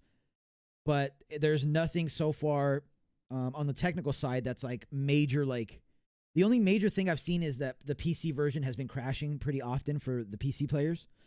But other than that, there are frame rate issues and some resolution, like where the resolution dips to like 720p from what I've been hearing at some points, and the cutscenes run at 30 FPS, but there's nothing that's like impeding you from beating the game and enjoying it from most of these reviews. I'm kind of leaning towards the apes as I see this. Gotcha. Do I want the apes or do I want Bomberman? I love Bomberman, so this is gonna be a tough choice for me. Bomberman's great. I've not tried that. They didn't want to version, disrespect but, People Snake. Monkey Master's probably worth for perfecting all of them. I'm assuming that's what the gold banana cap is, though. I don't know. This is on PS5 right now. I've only played this. They showcase tactical reloading. Which, by the way, I'm playing. Yeah, on we knew it was in the PS5 game. right now, and that has performance quality. Yeah, the mode. new I haven't animations set for the performance. ape But capturing on is the funny. PS5 Pro, there is not an option. It's just the basic PS5 Pro thing. And it does. Gerson would have played on a Gerson PS5 would- Pro. I was waiting. What's that? You didn't hear that? I did a quick look where I said I played on a PS5, and somebody commented like, "Man, Gersman would have played on the newest hardware always." He would have played.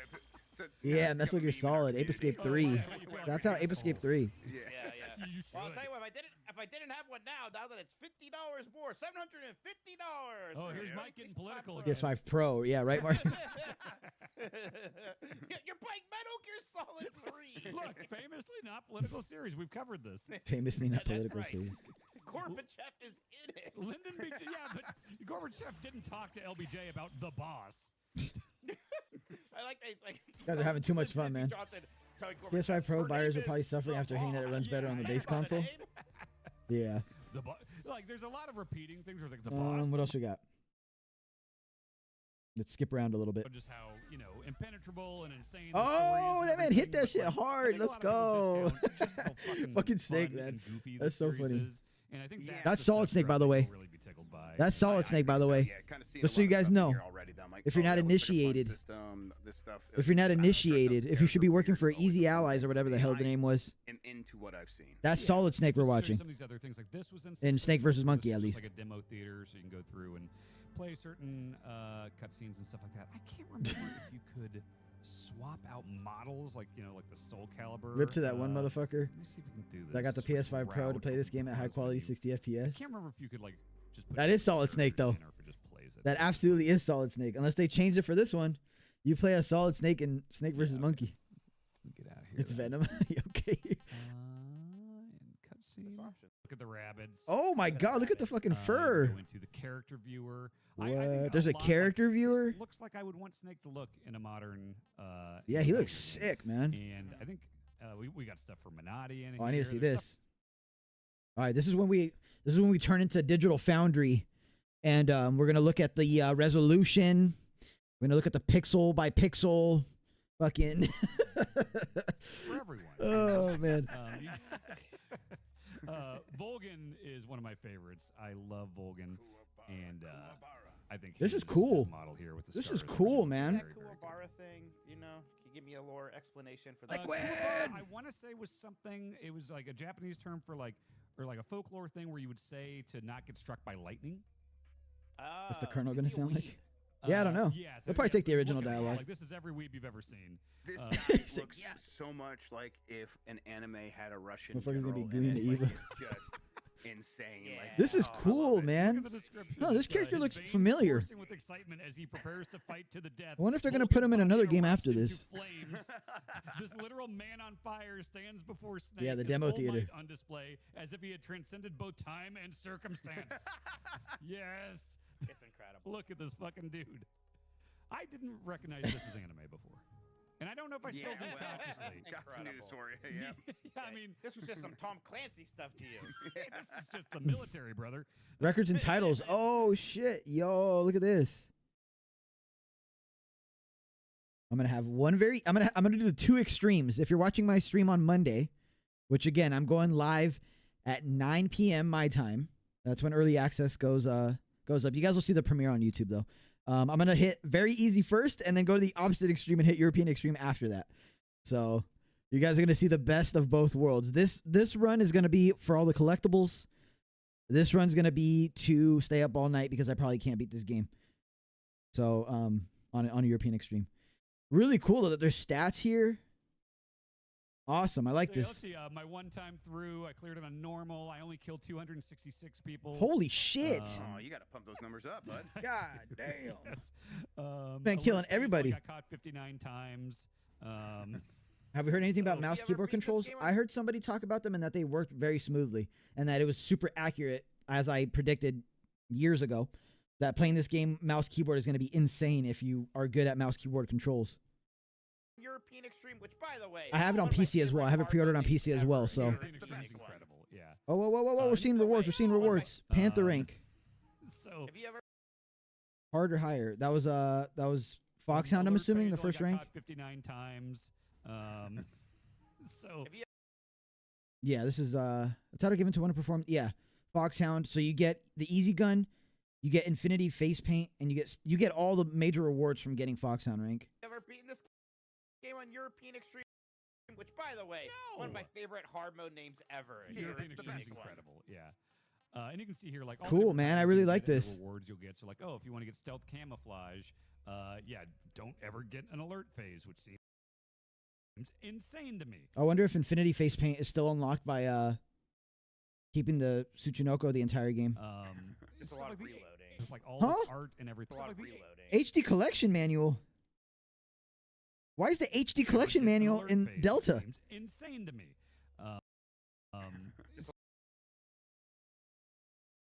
Huh? Why do they have the HD collection manual in Delta?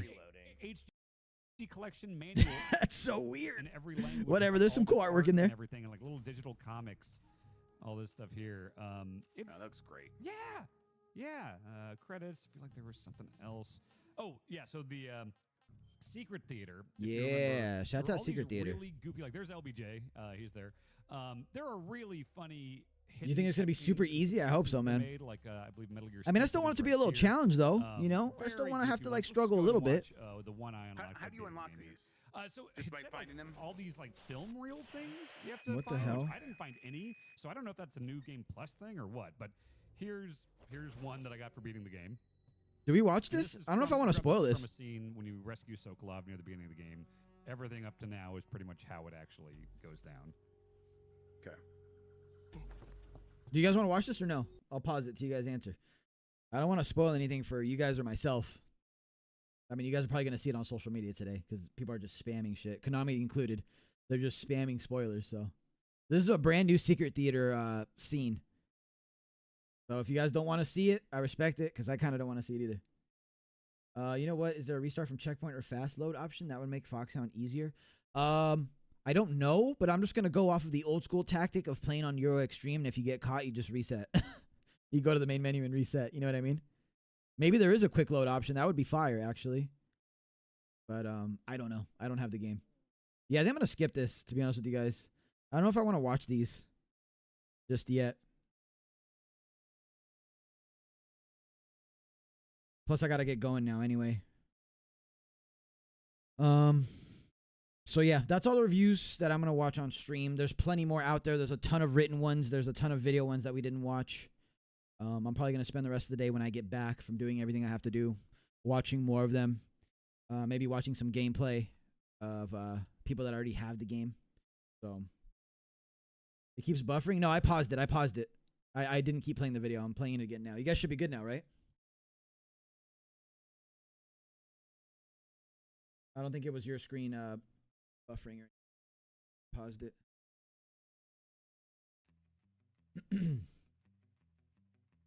It's gone. Wait, what's gone?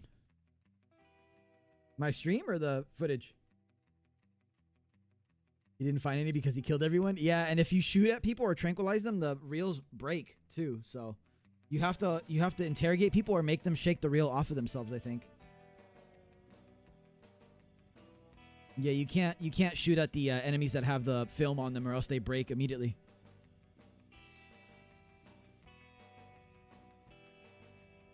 Yeah, maybe YouTube's being weird. I'm not really sure. What about Twitch? Can you guys see on Twitch or hear me on Twitch? Maybe it's my internet. I have no idea. Let me see. I'm reloading.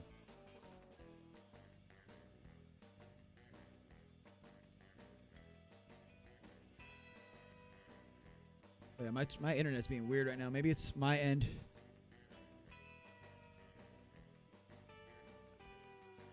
Am I on Virgin Media? I'm not, no, if you're asking me.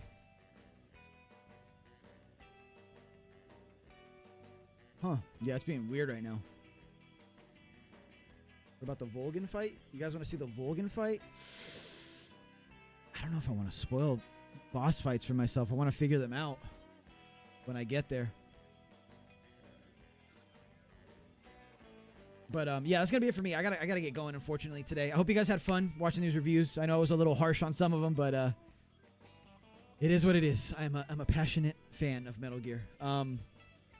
Yeah, so my next stream is gonna be on Monday. I'm not gonna stream at my usual time, which is, you know, early in the morning for me. I'm gonna stream when maybe like an hour or two before Delta goes live. If you're on YouTube, you'll be able to see the premiere once I put it up for the stream. And you'll be able to see exactly what time I'm going live and everything. For those of you guys on Twitch, as always, that's when we're going to stress ourselves out and try to get Foxhound rank that same night to complete 100% achievements, to get the platinum, and to start working on a Foxhound guide for everyone else. So that is the plan. If you come to my stream and you're worried about being spoiled through cutscenes and stuff, I'm not going to be watching cutscenes. I'm going to be skipping through everything, just focusing on gameplay, just focusing on getting used to the game, focusing on getting all the collectibles, and then obviously focusing on Foxhound rank. So if you're worried about spoilers, you don't have to worry about it on my stream at all. At least in terms of cutscenes. So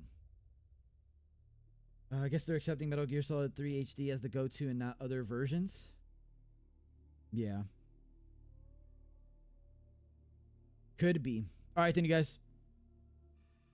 Hope you guys had a good stream with me. I'm going to take the weekend to plan stuff, to get stuff ready to go. And I will see you guys Monday for early access.